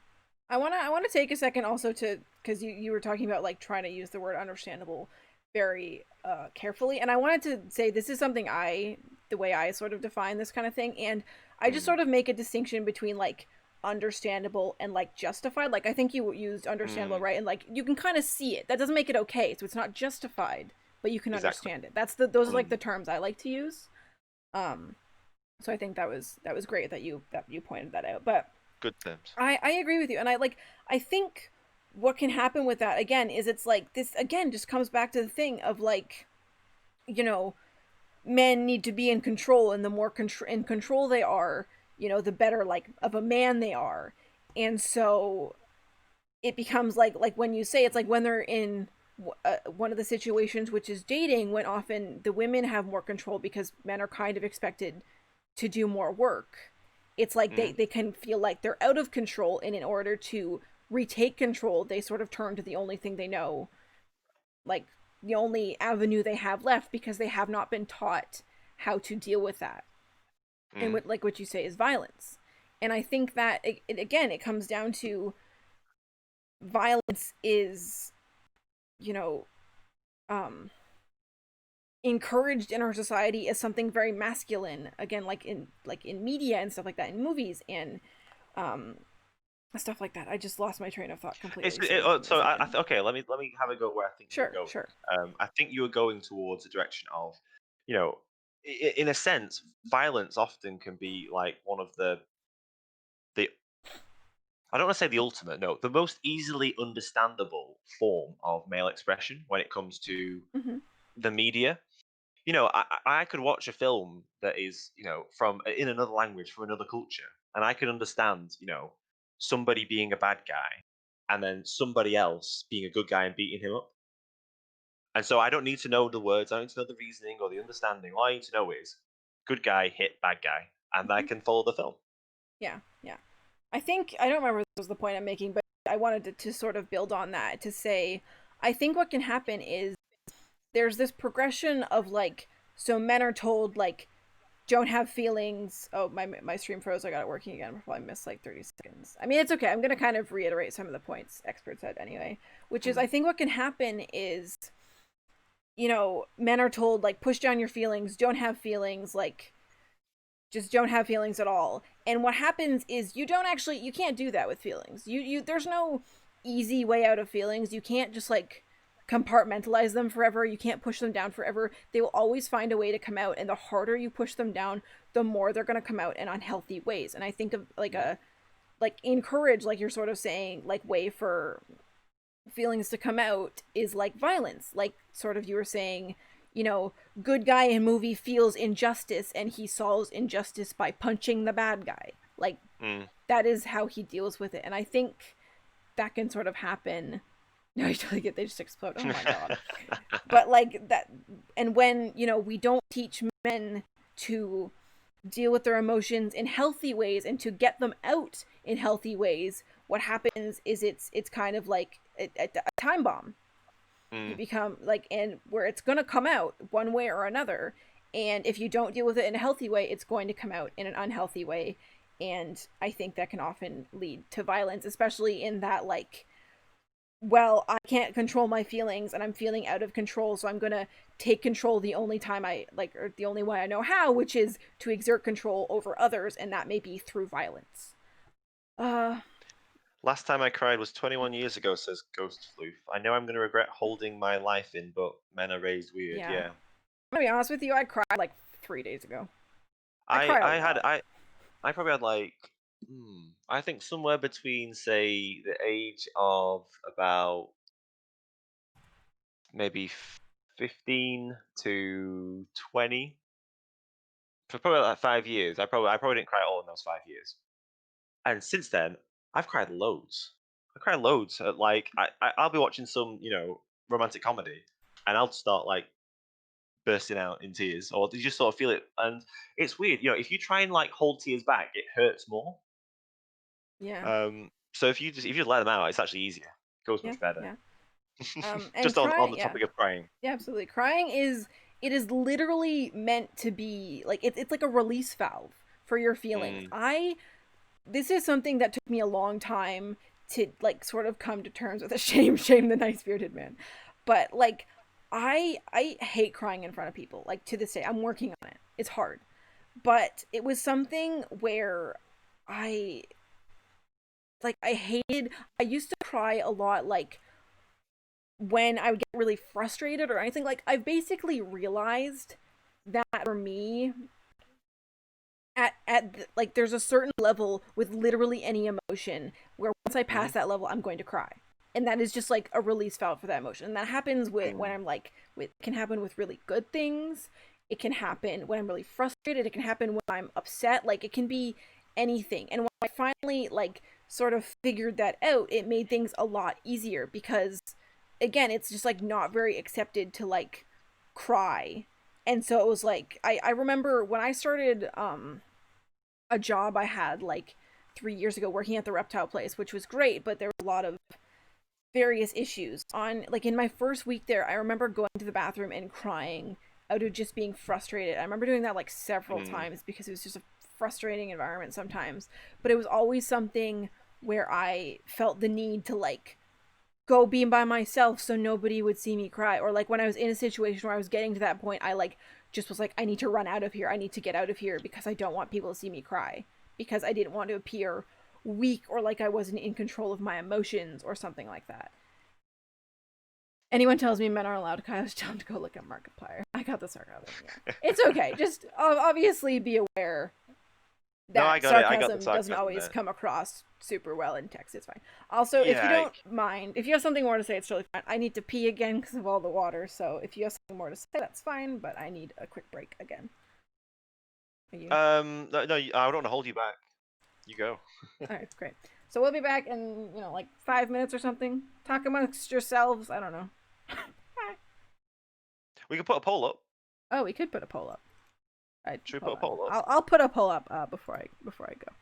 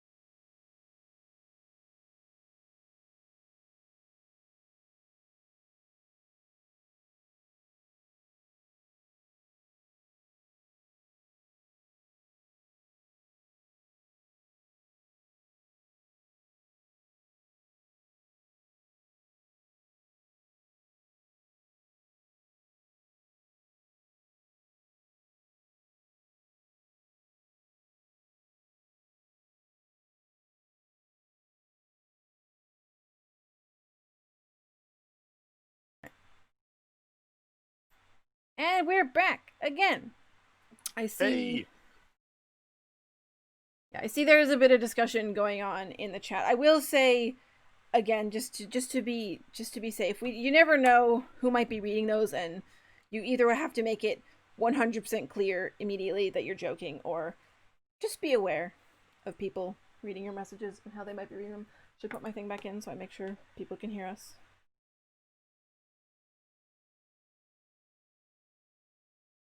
All right. So you said you had we put up the poll. I think it's still going. It's not done yet. Of Have you ever felt weak for having feelings? So far, we have two yeses and one no. Um, so, expert, have you ever felt weak for having feelings? Yeah, I have actually. Um, Funnily enough, it was because I was really close friends with a girl for a period of time, and we genuinely were like just friends. There was no feelings, totally platonic, and we hung out quite a lot. Um, and then I real after a period of time, I want to say at least 18 months or so, my feelings changed. Mm-hmm. I started to have more romantic feelings. Anyway, Mm-hmm. long story short, I came clean with her and told her, and ultimately it was a no from her, which was fine. I accepted that, but when it came to like hearing that no, I was very upset Mm-hmm. basically, and it's weird because I was upset because well, I was upset because I really liked her, and it Yeah, would have, yeah, and that's I fair. felt really sort of hopeful, but at the same time, like I had that sort of nagging thing in the back of my head that friendships don't really go this way, and like it's a bit doomed from the start, and yada yada Mm-hmm. yada, and yeah, when sort of it became very clear that it was a no, um, yeah, I remember I did just. In fact, this was probably the what did I say? 15 to 20. This was probably the thing that got me crying again. Oh, In that I, like I say, burst out crying, and I was still living with my parents, so classically went to my mum, and yeah, I don't wanna keep put everything on my dad, but yeah, certainly the first couple of men in my life, I thought, well, my dad actually was, yeah, mm-hmm. was so like, oh, phew, whatever. I don't want this to be like a dig at my dad too much. This whole podcast, because the two examples I've given have been bad of it. Because he's a great dad. I really love him. He just isn't always very emotionally aware. Yeah. And for me, he responded in that sort of like, oh well, maybe he didn't understand the depth of my feelings, but it was dismissive. Um, Mm-hmm. Whereas the first time my mum actually, she phoned my brother who was living somewhere else, and she said, she just let him know, and she said, why don't you go to your brother's and like play some video games and just hang out and like Mm-hmm. do something different. And I went round to his, and the first thing he did was just give me a big, massive bear hug. And for the second time that day, I just broke down crying again. But it felt, like I say, it felt really good to have that validated by another guy. Mm-hmm. Like, because he knew how I felt. My brother actually been in a similar sort of situation in the past. Yeah. So, yeah. So ultimately, it's a good story. And Yeah. I still talk to that girl. It did affect our friendship a lot, and we didn't talk for a long time because it was too painful for me. But yeah, we can talk now and we can be civil and chat. So Yeah. that's all cool.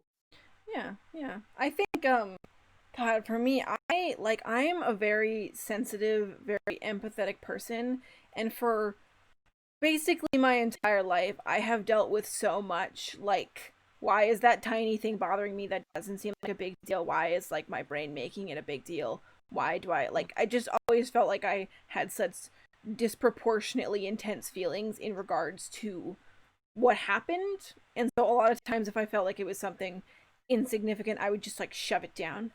Like, nope, I don't need that.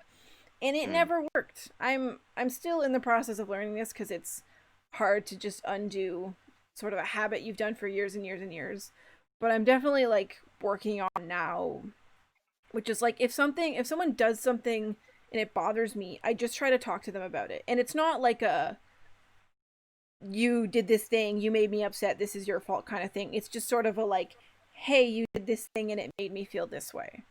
Just so mm. you know. And like and sometimes like I would appreciate if you didn't do it in the future and stuff. But I There's like a template answer for those, isn't there? That I've seen before. And it's very a useful. template It's like, answer. yeah, or like a template thing you can say to sort of, Oh. uh, I guess if somebody is doing something and that's like really affecting you, like emotionally, there's like a template thing you can say, and it's like, when you do X, it makes me feel Y. Yeah. I think it's pretty much that. There might be a little bit more to it, but it's like it's just a really way to say it's like to properly explain and express. It's not just the fact you do this thing. This thing that you do then makes Mhm. me feel this way, and that way I was obviously like really bad. Yeah. And that's a good way of trying to explain to someone why you hope they either stop or change what it is they're doing, not because the thing they're doing itself is necessarily bad. It's Hmm. just that when they do it, it has a really bad effect on you, and hopefully Oh. if they do have any kind of sympathy or empathy or caring for you, that will make them think twice and potentially change it. I don't think my alert box is turned on. I just realized. But thank you, Victoria Way, for the follow. I'll have to. I'll put that in my notes too. Um, Happy for you. You had supportive people around you. In my family, if you get worries, you get smacked and told to move on. It's tough love. I Mm. think, God, I feel like this is hard sometimes. I'm like, there's a point I want Yeah, to but I think my make dad in was a here. bit more that school, Ghost Yeah, Sleuth. My yeah, dad, my dad came more from that school, and he probably got it because that came from his dad. And I guess I was yeah, lucky that I had my brother, my yeah, mum, and my friends yeah, who were more able to see past it. yeah. Hi, Victoria. And I want to talk about actually now that we're here. I forgot what other point I wanted to make, but it's okay. Which is tough love. I want to talk about tough love because, and this is going to get a little bit, maybe a little bit off topic, but I think it kind of comes back to the whole like, to be a man is to be tough and stuff. But we have Mm, this whole idea in our society that I do think stems from sort of a toxic masculinity place, which is like, oh, you need to just like grit your teeth and bear it, and you need to like, just move on, not deal with it, or like keep going even if you're upset or you're hurt or whatever. Like this comes in lots of different things. One example I can think of, I used to be a cheerleader, and I know this happens in a lot of different sports. Oh, thank you, Goes Through, for the follow. Welcome. So happy to have you. But like a big thing in sports and like cheerleading is a team sport, and it was always just like whenever I was injured or because I sprained one of my ankles like so many times. Anyways, but it was just like whenever I was hurt or I wasn't feeling well or whatever, it was always just like a big inconvenience to the team, and my coaches always treat it like that, and they're like, you can't just like do this, like you can't like, and it's just always a thing where they were pushing you past your limits, like, and I think it's kind of the same thing, which is like I think there's a healthy kind of tough love. I do. mm, But I think it's just sort of the thing we come back to, which is like it's just taken to the extreme so much of the time. I think we don't have enough gentle love in our lives. I think yeah. we need to be more gentle with ourselves. I think we need to be more gentle with other people. It doesn't mean people don't need like a kick in the pants sometimes, but it has to come from a place of both people wanting it and stuff like Yeah. that. Oh, I remember the point I was gonna make. Oh no, I Good. just got it away. It just got away from me again. No, Oh no, no, you no, lost no! it. I got it! I got it! I got it! I got it! I got it! I remember. So you were talking about the template of like, this is a good way to like be like, hey, this thing bothered me. I think this is something I've worked on for a long time, and I think it can be very valuable. Is just when you're having any sort of discussion of like pencil stashes, yeah, um, of like this thing, you did a thing, and I like got upset. I think it's really good to like it's good to focus on I statements is like a good rule. Like I feel, I think, like stuff like that, because it's easy to be like, you upset me, when it's like that it's Mm, not really that simple, because whenever we have feelings, whenever we get upset about stuff, it comes from inside us. People don't make mm, us upset, we make us upset. But people can do things that sort of like can cause that to happen, and it's usually some sort of reflection of us in a way. So to be like, and like it can be very hard when it's like, so say somebody says something to you or does something, mm. and like I'm trying to think of an example. Let me think of an example. If someone Um, says something like about you, and you just think, that's not true. That's giving a bad impression of me. Then it's I guess the part of it that is, say, like affecting you is like the perception of what other people think about you. I don't know if that yeah, helps or yeah, not. yeah. No, no. I That's a good. I think this is a good example actually. Say someone comes up to you and says you're dumb. Someone random comes up to you and says you're dumb. Either Okay. like one of two things can happen in that scenario, which is you in your head you go, okay, I'm not dumb, that like I don't know what they're saying, that you move on and it doesn't bother you. Mm, Or if secretly you worry that you are dumb, it will bother you a lot. Mm. Because then you're like, oh, it's just validation of something I'm already afraid of and I already believe. If you're Yeah. that again, it comes back to what's the word? Like your self-esteem and stuff, which is Security, like, insecurity. yeah, security, yeah, and insecurity. Exactly, which is like, and it can be the same thing of like, sometimes when someone does something that really really bothers us, like say someone is like, can be kind of like a know-it-all and they always have like the answer to everything.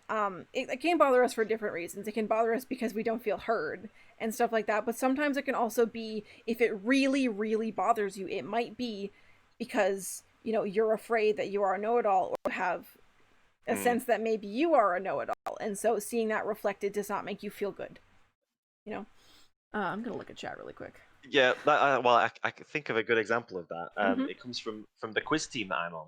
Mm-hmm. Um, Ooh. there's this one guy in the quiz team.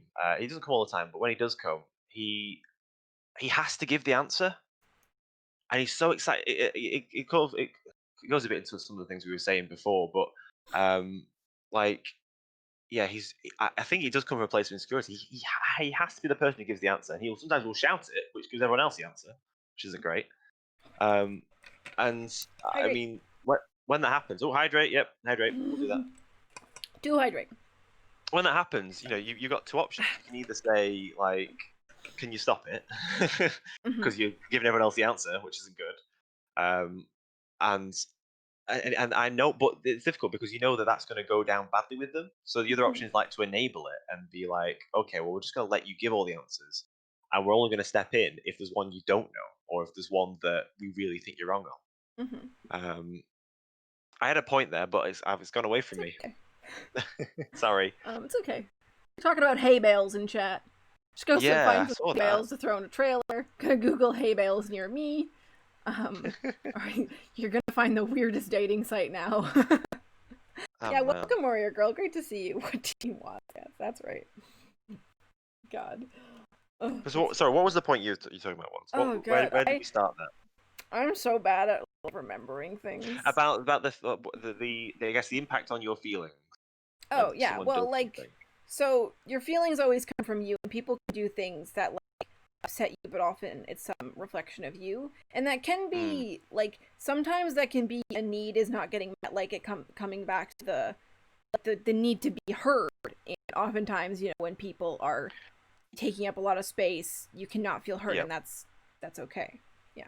yeah, that was the bit. Yeah, that was the bit Yep. that because clearly, from my perspective, this person doesn't feel like they're often heard, so they have to overcompensate Yeah. and be Yeah. like force that they are being heard Absolutely. by vocally being louder. Yeah. Yeah. By simply by being Yeah. like you'll notice this that's the thing that people get. I say people in general can be accused of sometimes is that they start to raise their voice. It's a way of being heard, of dominating like the conversation. By Hmm. if I simply talk louder, then you can hear me better, which Yeah. is the very flawed Yeah. logic. But yeah, Yeah. Well, I agree with you, and I think that is sort of comes back to a point I was saying before, which is like, oftentimes people are like taking up a lot of the conversation, or they like are sort of like giving you all this information you didn't ask for, or want to solve your problem or anything. Like, what they want is connection, and like you're saying, like they want mm, to be heard, but instead of like expressing a need to be heard, they just sort of go with, oh, if I talk louder and I talk more, then I'll be heard. But often it actually has mm, the opposite effect, in that you get heard even less because you're making other people feel less heard, and so they don't want to listen to you anymore. yeah, and that really encapsulates Yeah. the way that like toxic masculinity, or certainly in that example of toxic masculinity, can like negatively affect other people, and that is men and women both. Yeah, for sure. I need to breathe for a second. We're almost 2 hours. That's good. I know it's flown. Yeah, well, I feel like with topics like this, it can be pretty easy to like dig in, and then you like talk about something else, and you're like, oh, I think of something else and something else and something else, because this is such Mm, a broad and deep topic. People tune out when others go on too long. Exactly, exactly. Which is also why this is one of the reasons I kind of thought it would be. Where's the breathe points option? yeah, I was just thinking Yeah. that, Rivita. I thought it like would be nice to have other people on the stream with me, because I didn't want it to be just like I'm lecturing the people in chat. I wanted it to be a discussion, and I wanted to have other points of views besides just my own, because I only have a very narrow view of the world, because I can only, really relate to what I've experienced. Um, would you like to move on to another little point I had, or you feel like we've said what Go for it. we want to said? Okay, so we talked a little bit about like misogyny and the effect on women. Oh, actually, there was something I thought that Thanks for you, Gail. we talked about dating. Oh God, we talked about dating a little bit, and I thought that would be maybe an interesting thing to dig a little more into, because dating is this interesting thing where it is often, is the audio doing glitches at all for anyone else? I have it in my ear and it seems to be okay, but let me know. Is it just when I talk, Rivertam? It sounds okay for me. Yeah, okay. So say this is okay. So probably okay. But dating is an interesting thing where, yeah, for me every 5 seconds. That's interesting. It hold on 1 sec. Let me. I think it's been okay for me, I think. Yeah, maybe try refreshing and then let me know if it's still a problem. Other option might be if you just can kinda lower stuttery. the quality, the video quality. That should affect the audio too, Hold and the on, we amount of gotta. bits that come into your computer. So it's a one. Yeah. It's a 1080 source. Oof. A lot of people can't handle 720. We're gonna have to do some technical difficulties here for a second. Refresh not helping. Okay, I can. Oh boy. Yes, it is. How do I turn down the video settings? I would like input on this, please. I don't actually know how. No. I mean, sorry. I mean, for people in chat, I don't they know can if you click the settings. can. I think I can turn video settings on my end, maybe through OBS. You won't be able to whilst we're streaming. That's true. That's a fair point. I mean, I could restart the stream, but it'll be kind of a thing. Oh boy, my OBS is having an issue. 1 second. Yeah, bearable. Okay, I think I know what you're talking about. Okay, I will make a note of that video. If it's okay for now, then I'll leave it, and then I made a note, so next time I will turn down the video settings beforehand, so it's a little easier on everybody's computer. Thank you for letting me know. Right, I want to talk about dating, because dating is an interesting thing in that men are like as the societal norms go, men are expected to sort of do all of the work, like the initiating and stuff. Like, and this comes back again, I think, to the idea of control, which is like men are meant to be making the first moves to prove their strength and stuff. But what it actually does is make this very uneven like balance, because one person should not be expected to do all the work in any sense of, in any part of any relationship, and that can come back to like, oh, what's on your hat? Yeah. Oh, it's the Tennessee Titans. Ooh, that's a NFL team. NFL team, football. Got it. I don't know anything about sports. That's a very. I don't know anything about mainstream sports, actually. I know stuff about other sports. But like dating and relationships are a thing where it's like the men are often expected to initiate, and then like women are expected to do like the emotional labor and stuff like that. And that can be a huge issue, because I know, like, even especially in this like era of dating apps and stuff, it's often like men have to ask the woman out. This is talking very heterosexually, and I would homophobia and homosexual relationships is something I want to talk about later, but for as of right this second, we are specifically talking about like heterosexual relationships, because that is sort of like, this is the norm, and what people sort of try to push onto other people, just to be absolutely clear on that. But like that's sort of a big thing, and I'm like, we're gonna get a little personal here, where it's like several of the men I have dated in the past or been interested in the past were men who were very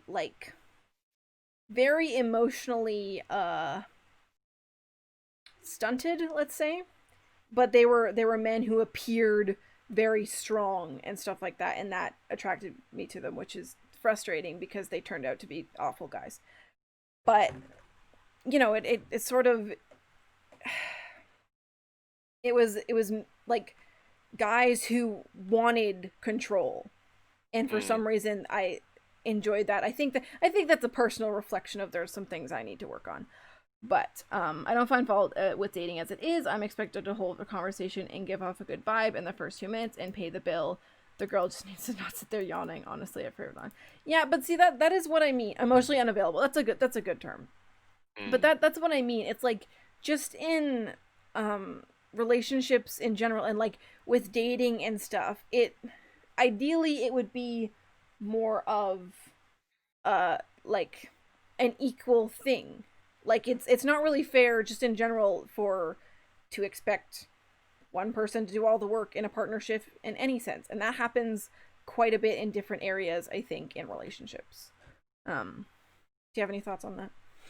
I mean, it would be great if we lived in a world where um, like expectations of like the start of dating and like dating like before you get to the point of relationship were even the same for everyone.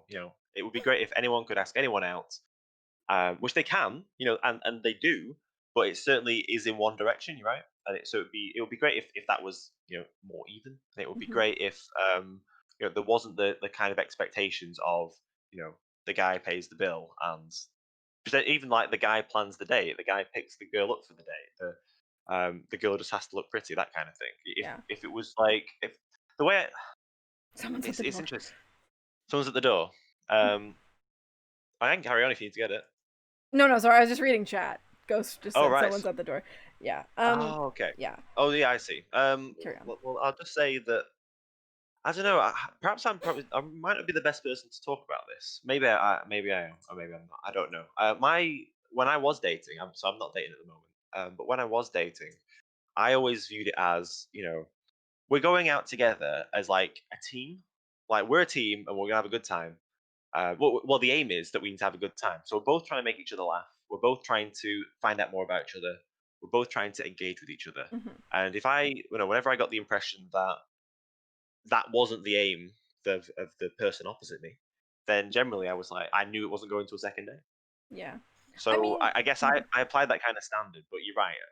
That's a specific experience versus the general populace. yeah. I think that it's gotten better, to be fair. I think it has gotten Yeah. better, and it's moving in that direction. But I haven't been on dating apps in like a bit now, like maybe a year or something. I don't know. Hmm. But it was in my experience where it did seem to be the culture was like girls get lots and lots of matches, and they get to be picky, and they get to expect that the men do all the work, and then you know the guys don't get a lot of matches, and so they don't get to be very picky about that. um Imagine taking that married or that mindset into married life. Dating should be a collaborative effort. Yeah, we both want to be there, so we should both be invested. Same for any type of relationship. I totally agree with that. It like I think this kind of comes back to fear. I think it can be like, this is in my experience. It can Hmm. be kind of comfortable and safe to be like, oh, lots of guys are interested in me, or lots of people in general like are interested in me, so I get to like not make as much effort because I have lots of options. Like that's which is not a good mindset to have, but it's one of those things where it's like it's it's easy and it's comfortable. It boosts your And self-esteem. exactly, and when things are easy and comfortable, it can be easy not to want to change that or to challenge that in any way, because I don't think that's a very good way to have. I mean, to be fair, online dating is just exhausting as a whole, Mm. because there's just I mean, you're sifting through potential partners and you have to make judgments without really talking to the person. It's very difficult. It's a whole It's thing anyway.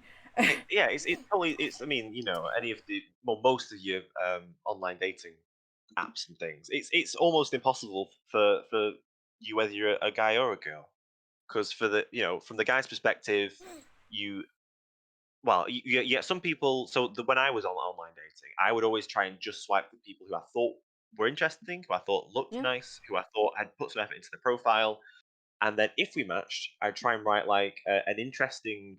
introduction, and I'd try and comment on something or ask something about something in their profile. Yeah. That's certainly how I started out anyway. Yeah. And then, so I'd spend sometimes like half an hour on writing the message, and I keep it actually half an hour because I was trying to keep it short as well, not paragraphs and paragraphs. And then Hmm. you get no reply, and you're like, well, that was all time totally wasted, like like a complete waste of time. And I can imagine it's just as difficult from you know the ladies' side that you've got all these matches potentially to go through. Hmm. So how on earth to pick the needle in the haystack? Yeah. I, Yeah. I River don't know has how I don't know a how anyone can fix that. Yeah. River Anyone has who a does would hot be a great take rich man. on online dating apps. He said dating apps, the people who run dating apps do not want you to have successful dates. They match you with people who will likely be good for you short time, but they're incentivized to make you want to come back. I mean, honestly, that kind of makes sense. If dating apps were really successful, then there wouldn't be as many people on the dating apps. So that's a hot take. That's an interesting point. Yep. That's very interesting. Did I There's have a a dating app at the moment that's being advertised on British TV, and the tagline is the dating app that is made to be deleted.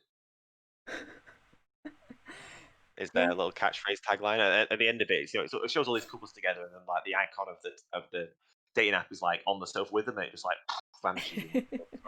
Oh yeah, I as we're talking about relationships, I did also want to talk about how toxic masculinity can like make like homosexual relationships even harder, cuz one thing that I think happens is like it is just generally like less acceptable for, men to be gay. I mean, there's separate issues being a gay woman in that it's often sort of fetishized. I don't remember how to say that word, but like it's more of a like it's more encouraged, but often in a way that's very objectifying. Whereas like Mm, men being gay, it's often just seen as like it's gross and whatever, and men are like afraid of being seen as gay. Have you ever experienced that, or like had other people I you have been feel? numerous people have believed I was gay in Mm-hmm. the past. Right, oh man, here's a story. I need to be. Oh gosh, maybe it's not a good story to tell. Um, right. So when I was at university, in a different town in the UK, my so my one of my close friends, still friends to this day, was a gay man, and well, he still is a gay man. I don't mean to put that in past tense. I love him. He's so great. And I went to his wedding a couple of years ago as well. But anyway, it was like, so we were young and at university, so like 19, 20, and we went. It was his birthday, so we went out. So I went out, for his birthday party with all of his friends, and he was the social secretary for the LGBT society. So, the night after his birthday was going to a pub with lots of people of all different genders and sexualities, and then going on to, well, you would you just call it a gay club, but basically a club where Mm-hmm. it's very much for people of all um, different genders and sexualities, more so than the ones where it's not as understood. I don't know. Oh man, I Mm-hmm. feel like I'm trying to dance through a It's minefield okay. here without saying through the wrong thing. Please be gentle with me, people in chat. I'm trying to be. Please assume positive intent. Anyway, so I went into this club, and I was probably like one of only about three just straight and gender normal, not normal. Like just I identified as a man and I'm straight. I was one of the few people in that club and in that Mm-hmm. party who identified as such. So anyway, went to the club, and it felt very pressuring. All of a sudden, I was very aware that men were looking at me. I was on the dance floor, and like men were feeling me and touching me. Um, in like ways that I'm not used to. It was Mm-hmm. very I had not to do with myself. Um, in one sense, it was it was a little bit flattering, but in another sense, it was like a bit uncomfortable. Uncomfortable is probably the best word. Yeah. I mean, I was with my friend, and a large group of people who were all together. So I felt secure that nothing bad was going to happen. But it definitely like tested some of my Mhm. boundaries and sort of the way that I felt about a few things. Yeah. Um, I don't know if that answers your question, but it was certainly a very interesting experience. I do remember very specifically. I, I um I went to this. I went to like there was like a quieter room where it was just like more of a bar, and I sat down there, just to like have a little bit of a break from the dancing. And this this young man sort of came sidled up next to me and was like saying, you know, like, "How are you? How are you having a good night? What's your name?" And so I talked back politely, and then he said, "Oh, would you like to go have a dance?" And I was like, "Oh, I'm really sorry, but I'm here for a friend's birthday. Mhm. I'm straight. I'm sorry, I'm not interested, but like, thank you very much." And then he wouldn't leave me alone. For the next 2 hours, like he was always within my eyesight. Um, and then a bit later on, one of his friends came over and said to me, would I just talk to his friend, this first boy, um, because he really liked me and I should give him a chance. And I was like, well, I mean, I totally appreciate that. I'm sure he's very nice, but like I've already explained why I'm not interested in doing that, and I don't think it's a good idea to carry on. And then the final little incident of this story was we were in the middle of the dance floor, and I love cheesy songs, and it was something like, oh, I can't remember, what, but it was some very cheesy song, and I was dancing away with one of my best friends, having a great Mhm. time, and he actually came up to me, this man, and he shouted in my face, "There's no way you're not gay," and then he stormed off. Um, and I don't know, man, it was just a for me like a totally random, incredible experience, and I've purposely not looked at chat in all this time because I dread to think what's It's going on. okay. Nobody was Um, upset with you. Well, I think that's interesting actually because it wasn't quite what what I was talking about, but what's really interesting about that actually is you kind of got to experience what it's off like for girls going out to clubs. mm, And like the thing is that like we were saying like that's sort of like predatory behavior, and that like that can happen. People can, act in awful ways regardless of, what their gender is, what their sexuality is, all that stuff. There's awful people across the board and there's good people across the board.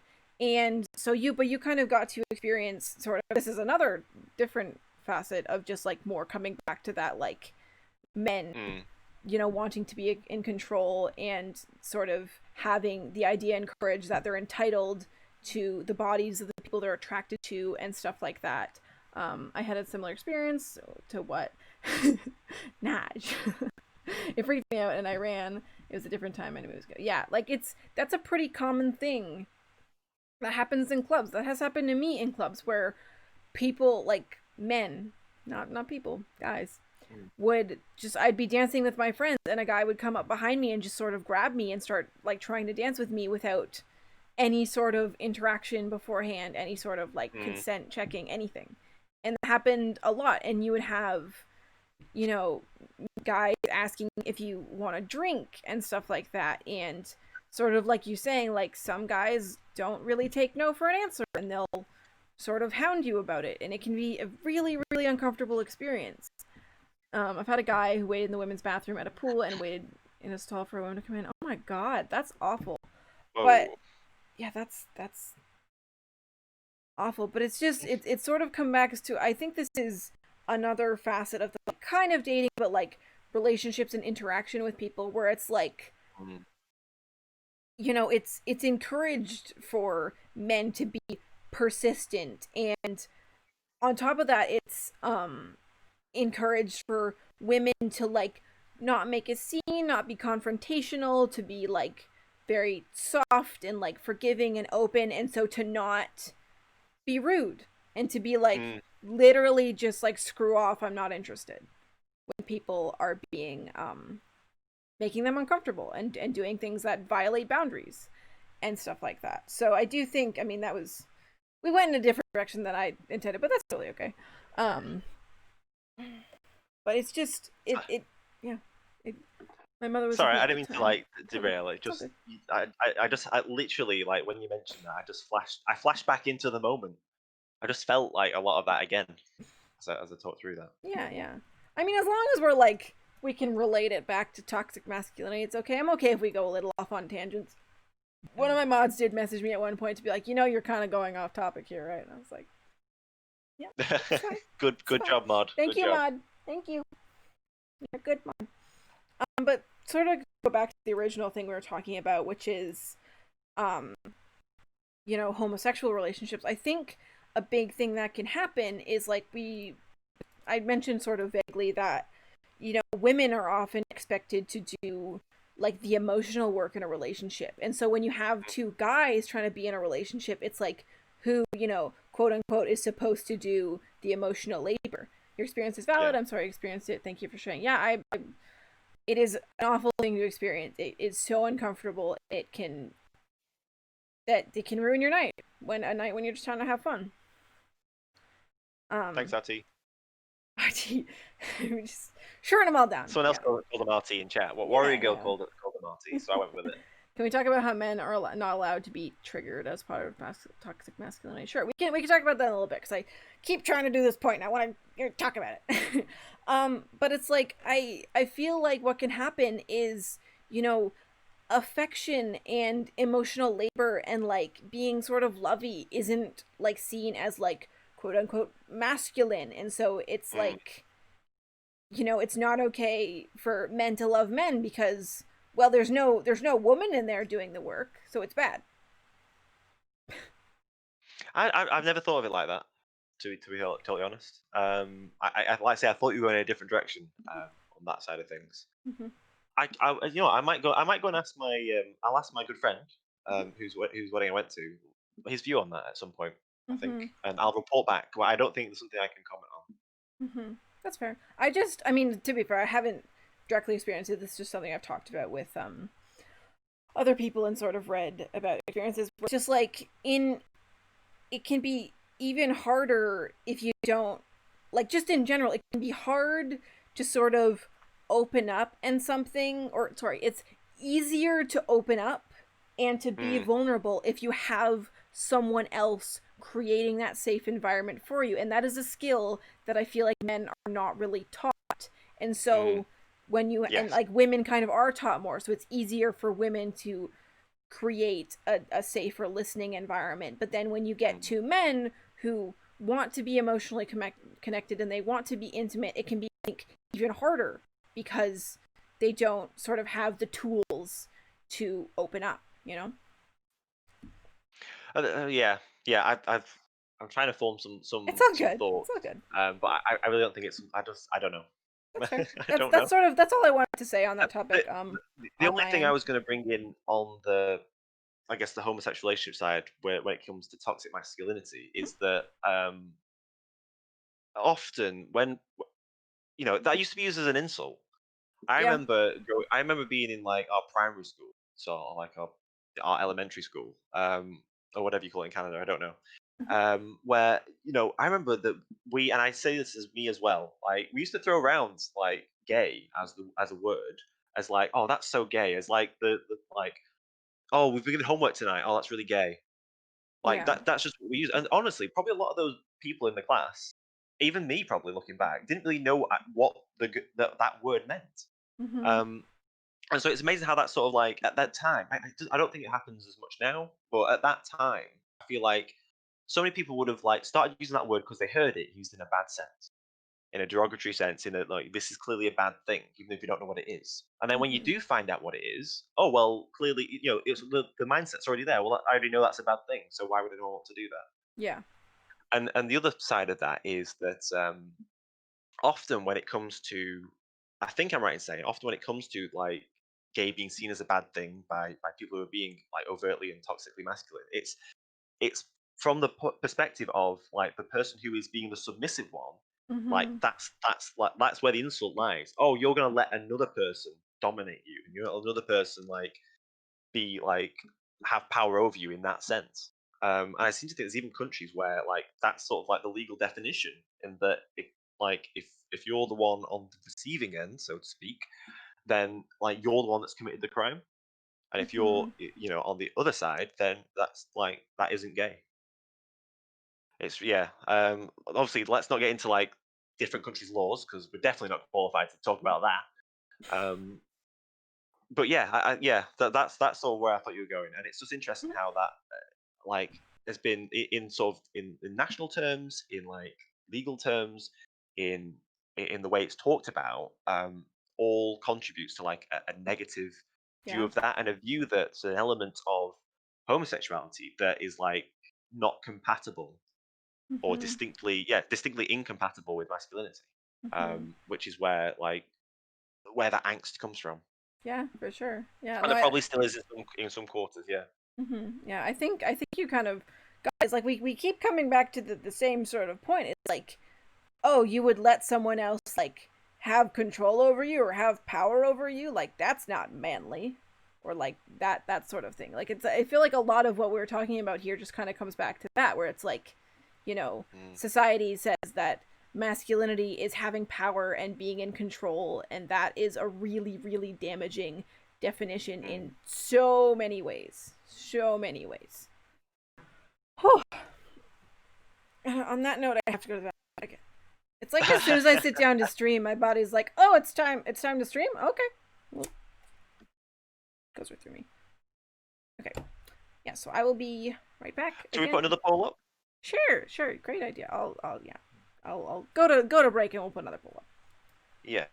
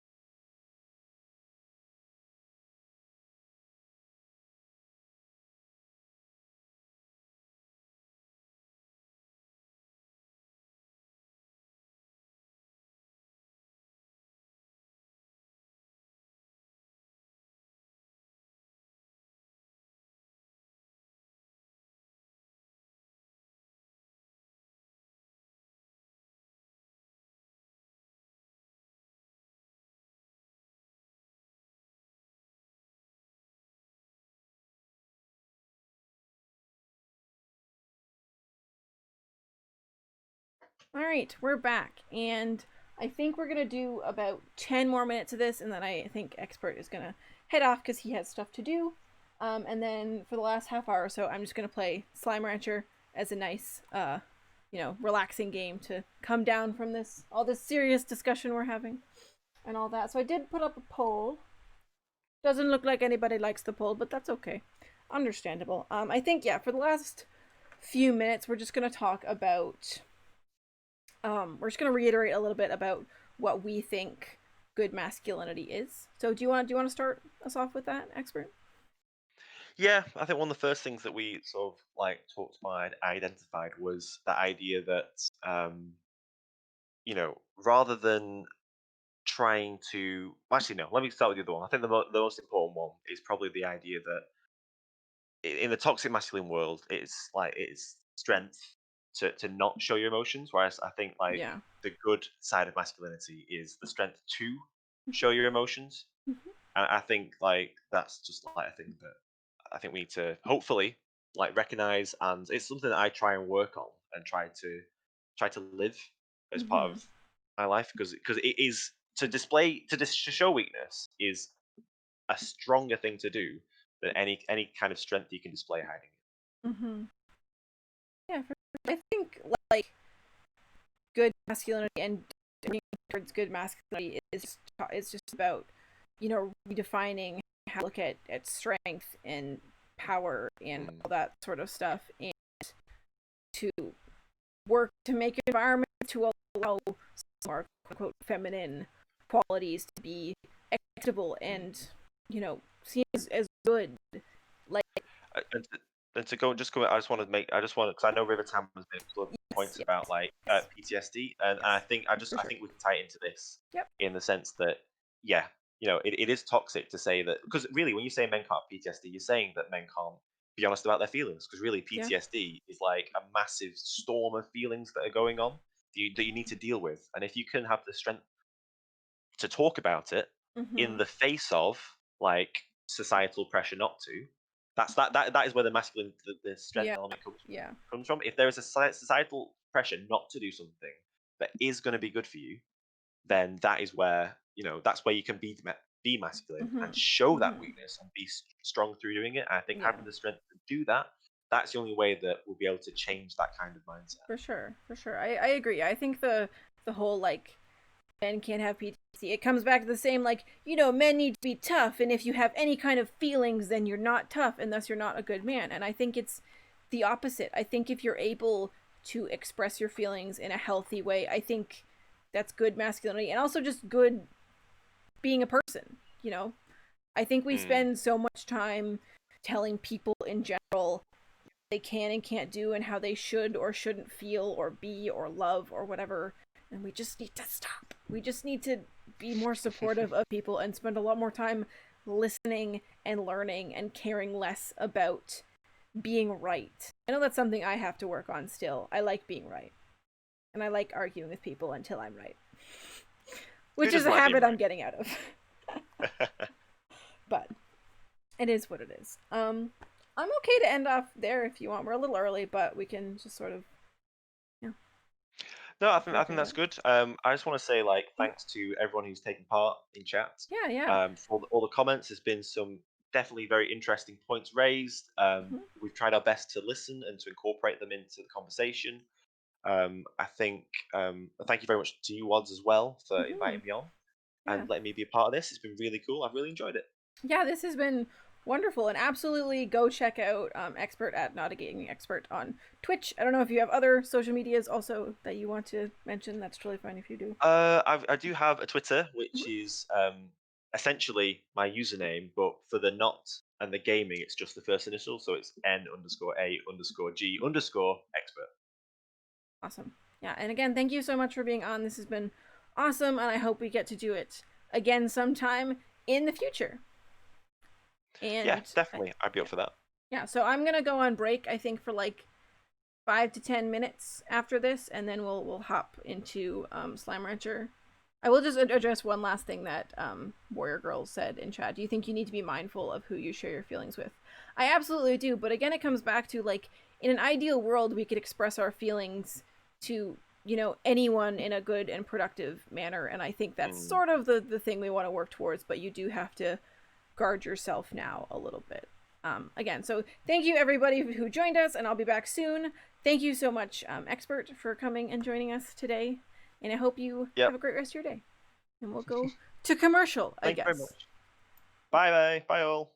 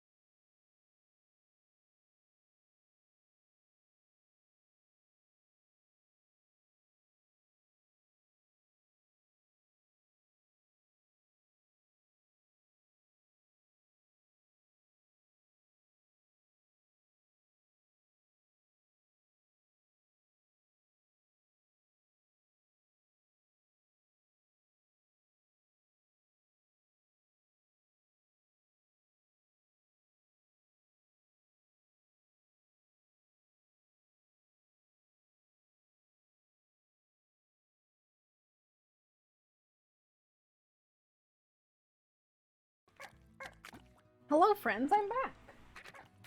It's me, Watts.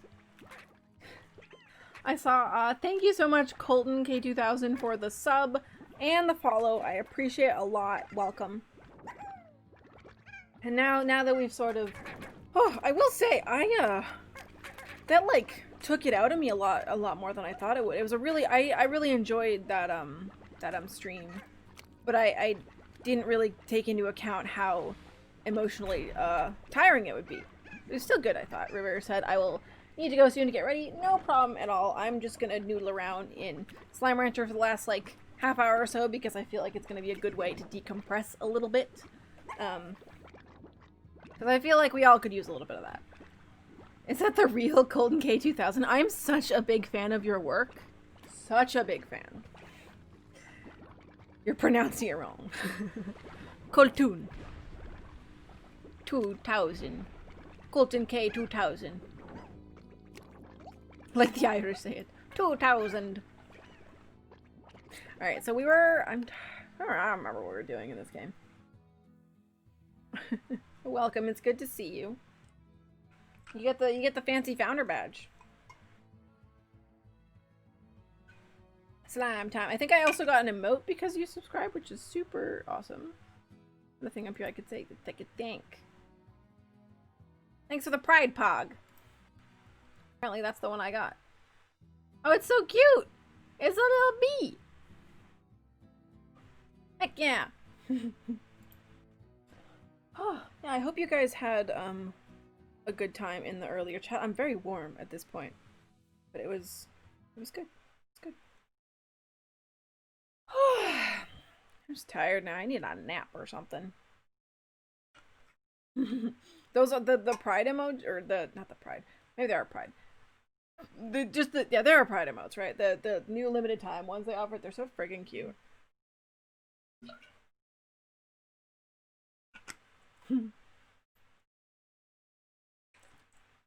I like the little penguin. He's so cute. I got Pride Land. Oh my god. Pride Penguin!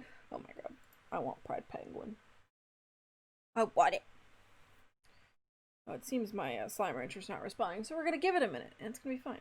Yeah, I have frog. You have a lot of frogs.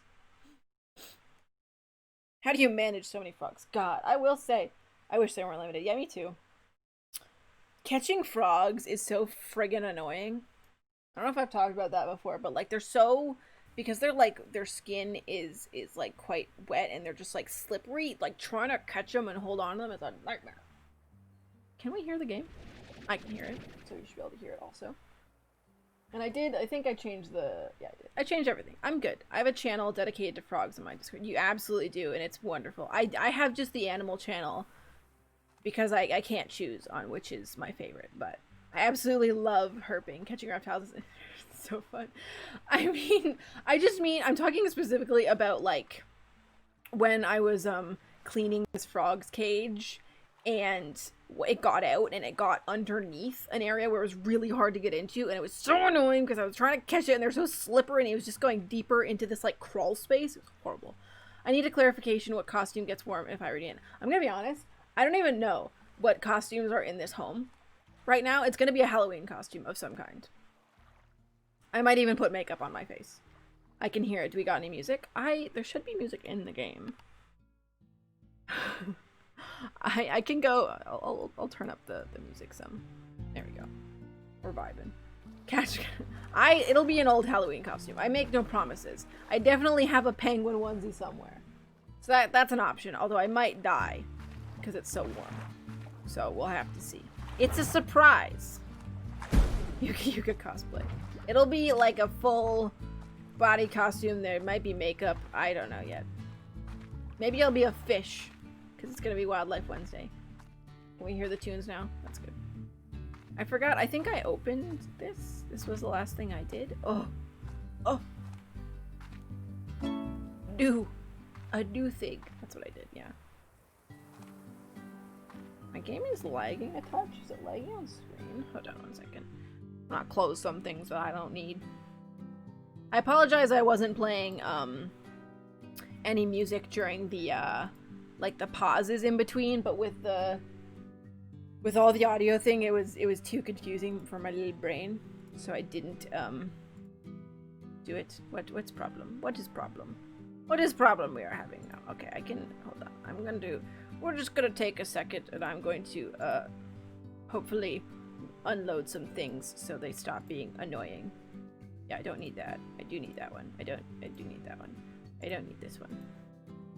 Because it's a little unhappy with me at this current juncture. I think, need to just generally turn down some of my settings because my laptop is baby and cannot handle it. Baby laptop. Understandable. There, I think it's okay now. Well, we'll see. I turned off some things. I think having the animated overlays is causing, like, it's more work for my laptop. It does its best. Anyway, we're in the Indigo Quarry, which means there's new things. That's water. That's dangerous. That's absolutely dangerous. Okay. What do we got here? I was always happiest when I was by my lonesome. Places like this old quarry really suited me, nice and quiet and mostly empty. So I figured that life on the far, far range would suit me just as well. And well, wouldn't you just know it, I'd come all this way and the first person I see, well, she changed how I saw things, I guess. Quiet wasn't good anymore. I liked her laugh. That's cute. That's very cute. This game is so pretty. You're a rock slime. You're very cute, but you're not what I'm looking for. I stopped reading those in game. I gave you boring. I still like to read them. I think it's a cute story. Ooh, it's an odd onion. I wouldn't trust this onion, even less so than a normal onion. Hope you guys don't be out here trusting onions. Wow. This is all just pink slimes and rock slimes, which we have already. I don't really need carrots, so you guys can have them. I want something new. Nothing gets me in a game more than like when you get to see a new creature for the first time. That's my jam. That is my jam. I always let the tar slimes eat the other slimes so I get better slimes. Aw, but it's so sad. It's so sad watching them get eaten. Okay, there's boom slimes over there. I guess I should just go down here. Although they do get everywhere and it's very annoying. So I don't know. It's natural slime selection. Oh my goodness. I mean, I guess that's how they regulate themselves. They just turn into their own predators. Pretty messed up. They need to stop eating each other's poop. That's fair. Not the babies. Did they become adults? Oh, he chunky. Did they become adults when they eat another poop and that's just like, that's it? That's their whole life cycle? Is that what this is?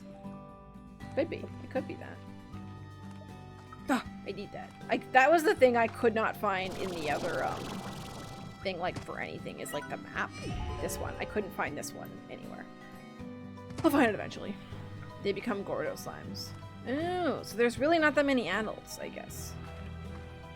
I have 300 carrots stored in a silo for Sam. I don't see how he could eat that many carrots. I'll always see. That seems like a lie. Is there like nothing else in here? It's just like a cave. No, there's another. What? Is it up? Do I gotta go up? I don't think I can go up. Up. Up. Up. Yip yip. Wait. I don't know if this is where I came from or not. I'm gonna say no. I'm gonna go through. He's the carrot man. He can. Trevor Joe. Sadly, you have to say it now because you don't have the thing anymore. This is new. Oh, there's carrots. I'm gonna go give them to the big boy. Wait. I thought that was a golden slime. No. Did you just yip yip yourself? Baby? Oh, I want that. Yeah. That's the favorite of something. Something's favorite, I think. I don't want the boom slime. You guys are all stuff I already have. I don't want that. I want something else. Oh, you know what I freaking want? I want the puddle slimes because they're so cute. But then you can only have like 4 of them, which is sad. Oh, this is heaven right here. This little pool is heaven. Absolutely 100%.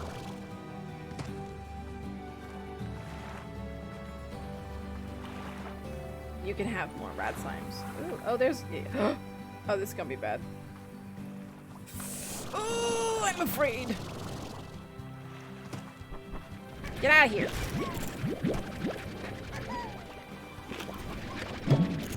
Yeah. Its radiance is so lovely, it makes you sick. Yay! No problem at all. Wait, what do they eat? You can have no pond slimes. You can have more. Yeah. There's a free pool. I know. But the problem is, oh, there's already a place I could put them. That's interesting. Veggies. Aka. Oh yeah. Okay. I'm trying to remember what I combined them with last time. Actually, I think it was the like crystal ones is what I combined them with. Because they're both so friggin' dangerous, I never wanted to go in there. I think that's what it was. I heard danger sounds for a second, or I thought I did. What's that noise? Okay, well I think I'll just keep the rad slimes for now. Get a couple more. Where else can we go? That's right. Oh, they do not. Anything over here? Oh, there he is. I mean, I don't know. They're kind of annoying. All the. Okay, well, not. I don't want you coming for me. Like, there's just so many, especially when there's so many like pink Gordos. It's just like, or not Gordos, Largos, right? The Gordos are the actual big ones. Let's maybe go back and feed the big boy a little bit. This is not the way I came, is it? Woo! Woo! Oh, woo! I don't remember if the odd onions is something I could just plant or something, but they seem good. Ow. Ouchie. Where did I come from? Oh, more carrots. It will take all of those, thank you very much. When you plant the odd onions, they sprout carrots and odd onions, right? Because there is something that likes odd onions or something. I don't really remember what it is about the odd onions. But they don't sprout many, yeah, so you might need 2 pots for it. Right. Where's the... I thought I marked the big boys on my map. Where is he? Where is he? Isn't he in here? Oh, there's a danger sign. I'm sure it's fine, though. Oh, yeah, I don't have any room for that. Ouch. God, where did I come from? I came from here. So I need to go back there, I guess. Right. I need to make that leap again, which is scary. Okay, need to run. Okay, bye! Bye-bye. The background music is very soothing. I definitely find this game just very soothing, which is why I thought it would be a good way to end today's stream. Oh, great, can I make that? Ooh, I sure can, I sure can. Right? It's nice, yeah. It's very nice. See you soon. Bye-bye. If I remember correctly, it's the crystal slimes I like that in. Yeah, and I think I like to put the crystal slimes with the rad slimes. Or that's what I did before. I might do that again. I'm a creature of habit. I want all of these. The crystal slimes are here. I haven't seeded yet. And their port prices is one of the lowest reliable, and it's hard to cross. Cole is just out here just knowing everything about Slime Rancher. It's wild. Okay, this is the way to the boy. They're in the tunnel. Secret tunnel. Secret tunnel. Through the mountains. I beat the game in one night. My god. Oh, you got a jetpack to the tunnel? I don't want to do that. Okay, wait, let's feed this big boy first. Hi. Oh, I'm so sorry. I'm so sorry, sir. There you go. I have a problem. There are worse problems to have than Slime Rancher, I'll tell you. God, this man's hungry. I'll keep one of these and 2 of these. You, oh, I guess I could give him the heartbeats to make it go faster, because I think they count for 2. There's another tunnel back there above the cliffs. What? Like up here? That looks like a tunnel. Oh, there's the man. Maybe I have to feed him for it to show up. There's also like these. Does that go anywhere? This way? this way. It's there. But it's got eat. Yeah, that's right.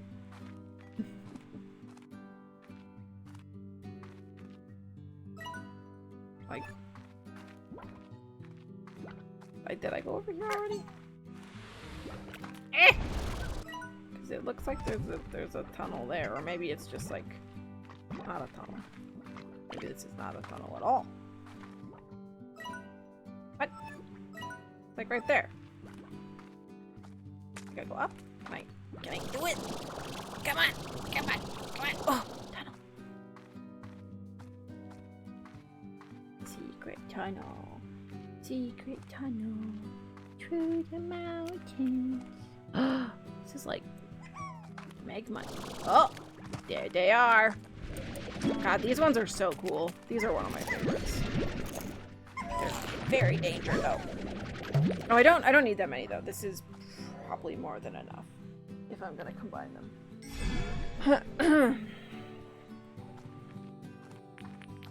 It's pretty cool looking. I really like that they can combine.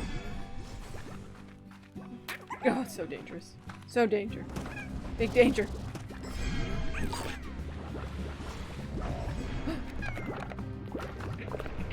I can't let natural selection happen. I'm sorry. In real life, it's different. But this isn't real life. Oh, look at him. He's so scared. And dangerous also. Okay, now I want you to go home. I go home now. Where did I come from? The rat and the honey. Slime lighters look really pleasing. I like the honey ones a lot. I think I made honey boom slimes because the boom ones eat meat and I didn't want to have to deal with chickens. Where did I come from? This way. So I need to go down this way and go back. Good job, Watts. Thanks! Thank you. I hope I get the treasure opener soon. That would be good. I just gotta make sure I know where I'm going because I don't. Let's get that way. Oh. I'm ready to go home now. Ow! Ow again. Big ows. Big ows.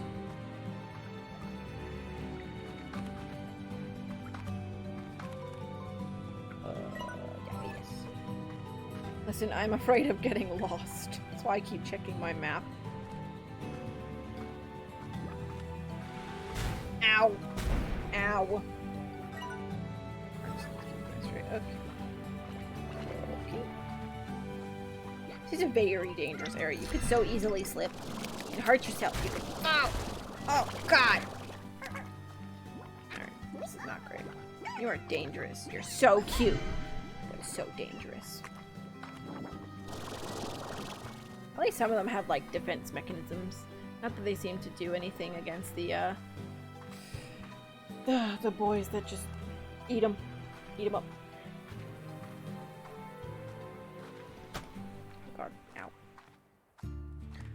We're getting to the part of the stream where I'm just thinking about lunch. I've been eating like the same lunch every day, also the same breakfast every day, but it's so good. This is where I came from, right?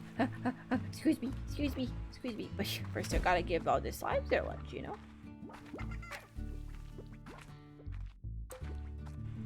And,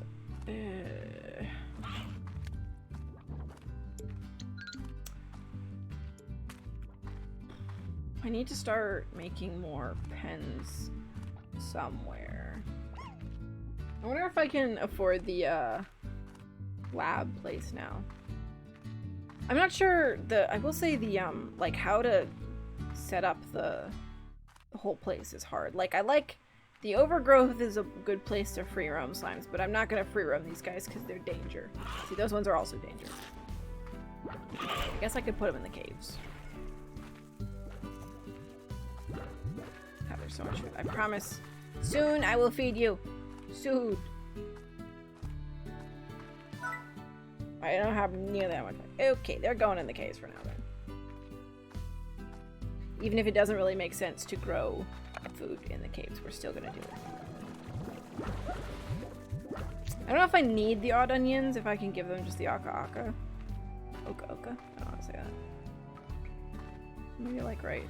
Let's put them right here. We're gonna do high walls and an air net. Yep, and a pork collector because I'm not going in there. And an auto. Lots of money. Okay.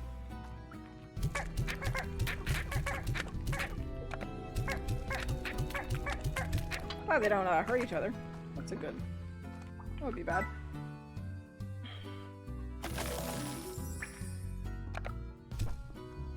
Right? Okay, just to check. They like aka. Oka. They like odd onions. So they can have the odd onions. Go nuts. That one just went real far away. Okay, that bounced though. Bouncy, bouncy.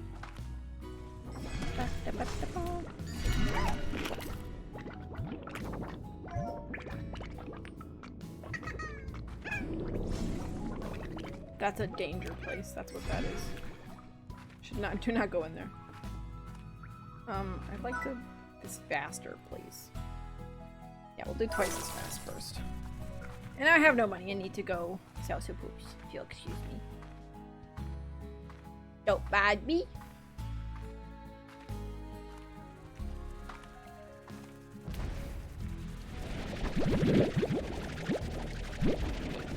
Go. I don't have enough space, do I? Did I put an auto feeder on this thing? I don't know. I don't think I did. I think I was just shooting the food in there. Have food! Be happy, eat food. I think I need to get rid of some of these ones. I don't know what the optimum number is, but we will figure it out one day. There'll be calculations, there will be math. I'm gonna feed them all and then I'll do the ports because I feel bad not having fed them.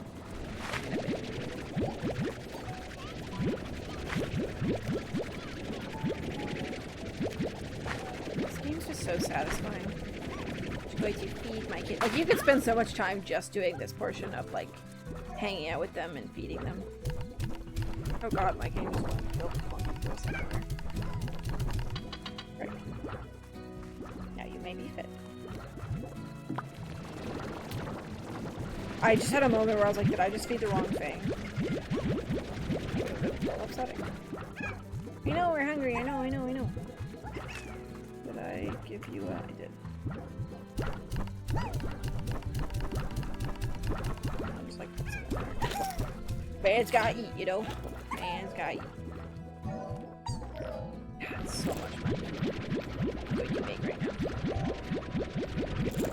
Okay, I'll finish. I'm gonna do some selling and then I guess we shall end it there because it is almost time for me to go have lunch. It does feel like this was very short and I apologize. Perhaps in the future we'll do longer Slime Rancher at the end. If you guys are into that. But it is like 1 o'clock for me, which means it is time for me to go. We're saying this thing was better about not dropping them when your inventory is full, but it is what it is. Almost there. Okay. Wonderful. Gotta be rich.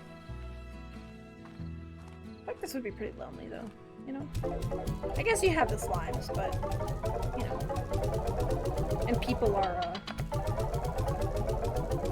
sending me mail now and then, but it's hard work. It's honest work, but it's hard and lonely work. You know? Can I sell my water? Just wondering. Nope, just checking. Just checking.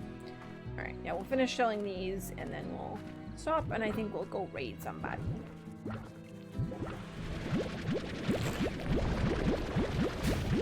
Ah! Please!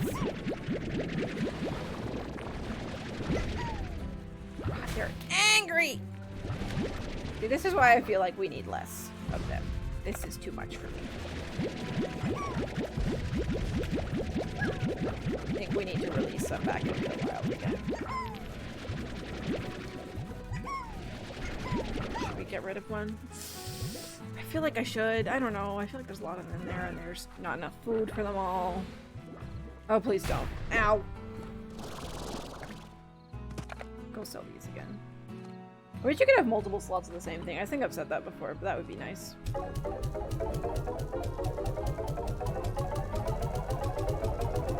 Come on. God, it is. Something's good in your brain just seeing points go up. Are my chickens doing anything? Are you all old? No? I don't have a rooster in here anyway. Oops. I'll have to do that at some point. Perhaps next time. Oh. Look at that, more berries. It's good because it means more food. There must be an optimum number of boys to have in one pen, like, to keep so that it's just right on the, like, you don't end up with too much food, but you also don't end up with them being hungry all the time. I'm sure someone has figured it out, just not me. But definitely someone. I just go on living inefficiently, you know? So many points, so many points. And see, this is where it gets into the thing of, like, you can totally put them in silos and, like, wait for the prices to go up. But there's just so many that I just want to get rid of them. I want them out of here. I don't want to build silos. And you get money either way, right? So it's not a huge deal, I don't think, over the long term. Maybe you have to play for a little longer to get more money, but, like, that's not the worst thing ever, having to play a game you like. Okay, this one's fine. I'm just kidding, it's not empty there, so... There's more. Dang it! Oh, they're just so friggin' profitable.